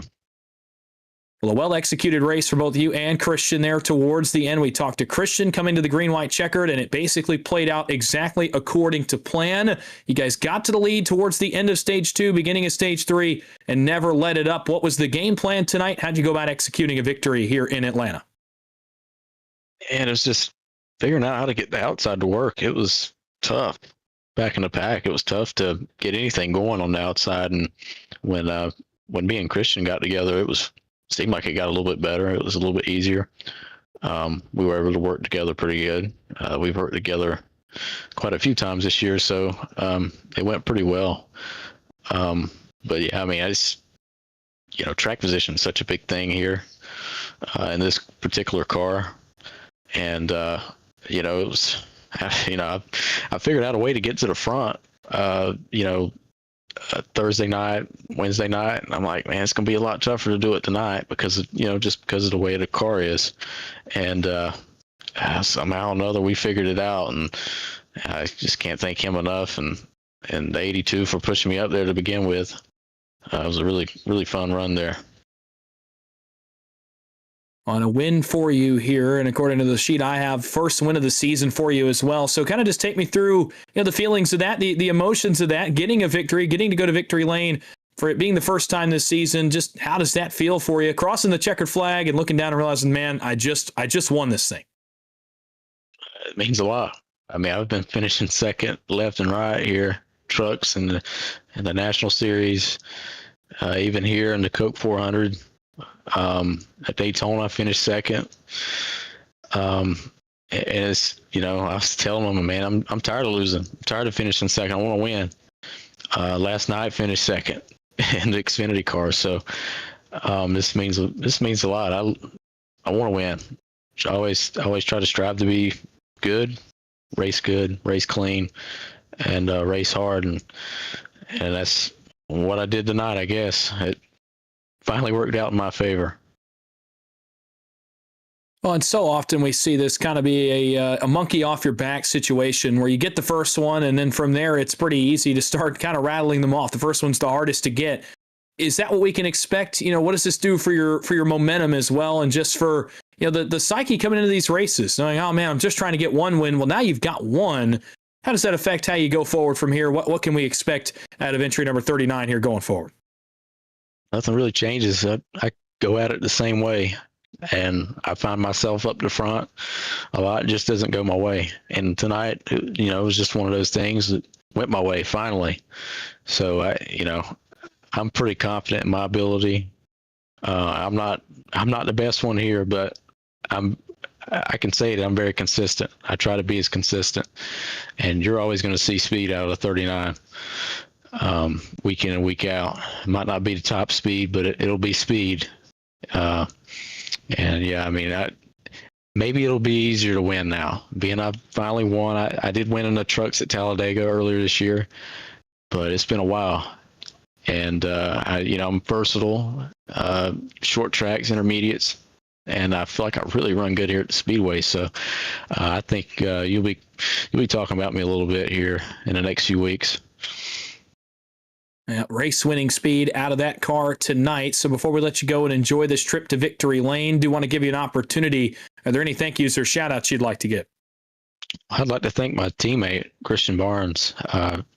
Really great to work with him there. He's been killing it the last 3 weeks. I think he's won 3 in a row. So he's done a really good job in this series in particular. And want to thank you guys. You guys do a great job at broadcasting, calling these races. I look forward to looking at this one in a few minutes. And, shout out to the drivers tonight. Did a fairly good job. Here, we're so close together. We did a great job at having some green flag runs. So I want to shout out those guys. Well, thank you for your time. Thanks for talking to us here for a second. Go enjoy the win. Congratulations on the victory tonight at Atlanta. Thank you. So that is a word from your winner, Gavin Henson, in the 39 machine. And we'll move now to the second step of the podium, a man who knows Gavin very well. It is the 27 of Christian Barnes. You just heard from him a moment ago. My partner, Blaine Wilson, stands by. Christian, you are the wingman of the year, my man. Pushed your teammate out, got that W, brought that Domino Chevy home in second, and you didn't necessarily really give it to him. You guys got close to each other there at the end. Were you really going for the win there? If I got it, I got it. But no, I was mostly just trying to make it close. Damn 96 pushed him a little further out than I wanted to. So, yeah, I was mostly committed to getting him a win because he's been so close so many times, and so many times he's been kind of screwed out of them. And seeing me finally get the win after second after second, it was definitely his time to finally get one. So. I know he was really terrified because I told him, final corner is probably where, if I need to, I'm going to make a move. And going into 3 and 4, or right before we got to 3 and 4, he moved high because he saw me coming. He got scared. Yeah, I kind of scared him a little bit, but he definitely deserves it.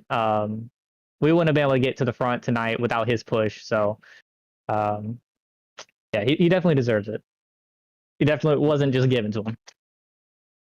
Well, deserved it and earned it. He did. And you are rolling through these playoffs. How's your confidence level going into next week? Oh, it's really high. I think I probably have the best average finish out of anybody so far in the playoffs. So I think it's the Roval next. So decent at the road courses. At least I've been getting better. So we'll see if I can continue my streak of top threes there. And then we'll see in the next round. Well, it sounds like a plan. Anybody you got a shout out here tonight? Yeah, I want to shout out my team with Gavin, especially getting the win, and then Brad Nelson. I want to shout out Alex Pollock for making my paint schemes, and I want to shout out Precision for adding me on. I appreciate that. Yeah, that's pretty much it for right now. All right, well, good luck next week and further on into the playoffs. That's your P2 finisher, Christian Barnes. Have a good night, brother. You as well. So Christian Barnes comes home in the second position tonight, and we'll now talk to the man who finished in the third spot and one of the most comfortable playoff positions, not named Christian Barnes, leaving Atlanta Motor Speedway. That's the 96 of Andrew Allen. Andrew, it's the voice in the broadcast booth. You get a copy? Yeah, I got you guys. Well, pretty much what the doctor ordered for you tonight. Not a whole lot of trouble, a little bit in the middle stage of the race, but got some stage points tonight, and obviously got a really good finish. You're going to leave Atlanta, again, as about the second or third best car on points, headed to the Charlotte Roval next week. Another good part of that is a new driver did not win from outside the playoffs. So really about exactly what the doctor ordered for you tonight. Take me through your evening here at Atlanta Motor Speedway. Well, I wanted to keep it as quiet of an evening as possible and not getting into any trouble. But yeah, as you saw there in the middle of the race, something happened in front, got involved in that. So I decided to just take it back a step, chill in the back for a few laps, see how everything was going. And then once we started pitting and everything, I was like, all right, time to get up front. Track position matters at this point. Towards the end, I was like, all right, I know these two are going to work together. There's no way getting around them. The goal is to not let the 27 gain any more playoff points on me. So when I saw them split at the line, I was like, I'm going with the 39 and not letting that 27 gain any more points. That was something that I had in mind for about 10 laps there at the end. And glad it worked out the way it did. Could have been a little bit better with a win, but yeah, we always got next week. We're good with the road courses.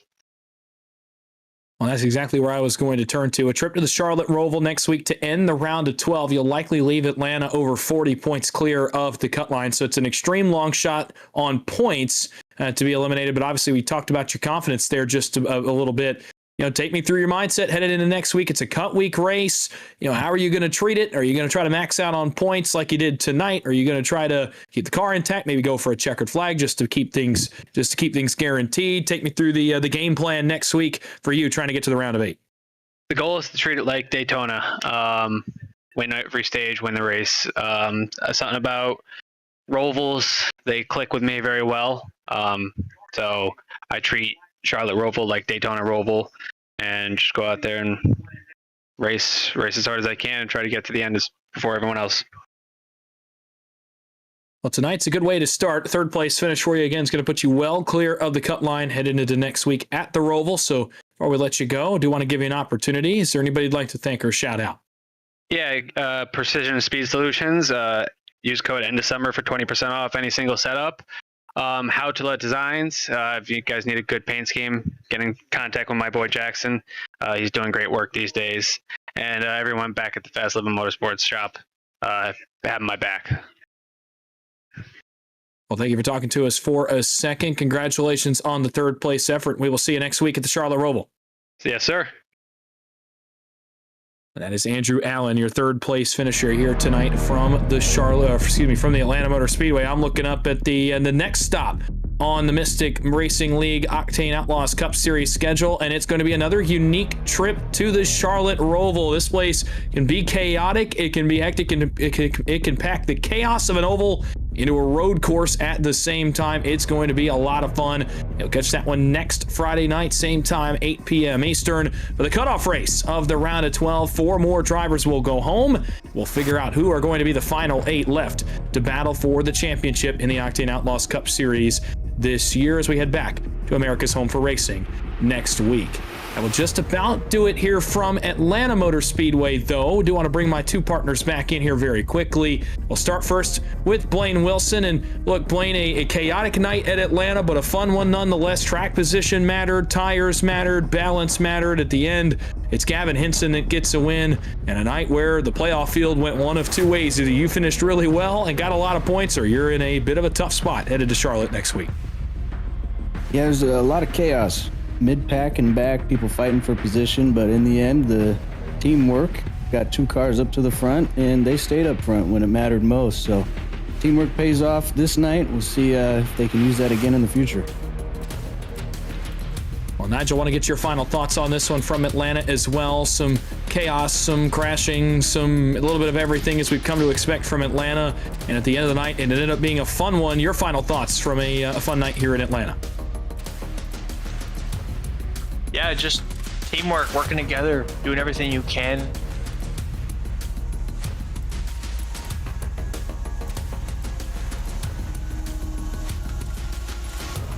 I agree, Nigel. Some technical issues there for our partner Nigel Christensen. So that is going to just about do it for us here on Precision Production Network. I want to thank you so much for your attendance for tonight's race in the Mystic Racing League's Octane Outlaws Cup Series. I want to thank you all for watching as Gavin Henson gets a win in Atlanta and Christian Barnes, Andrew Allen continue their path to the round of 8 coming up next week at the Charlotte Roval. It's going to do it for us in Atlanta. For my partners tonight, Nigel Christensen and Blaine Wilson, my name is Dawson Wise. I want to thank our producer downstairs, DJ Lyon, as well. You've been watching another production, the Precision Production Network. We'll see you next week in Charlotte, and until then, good night.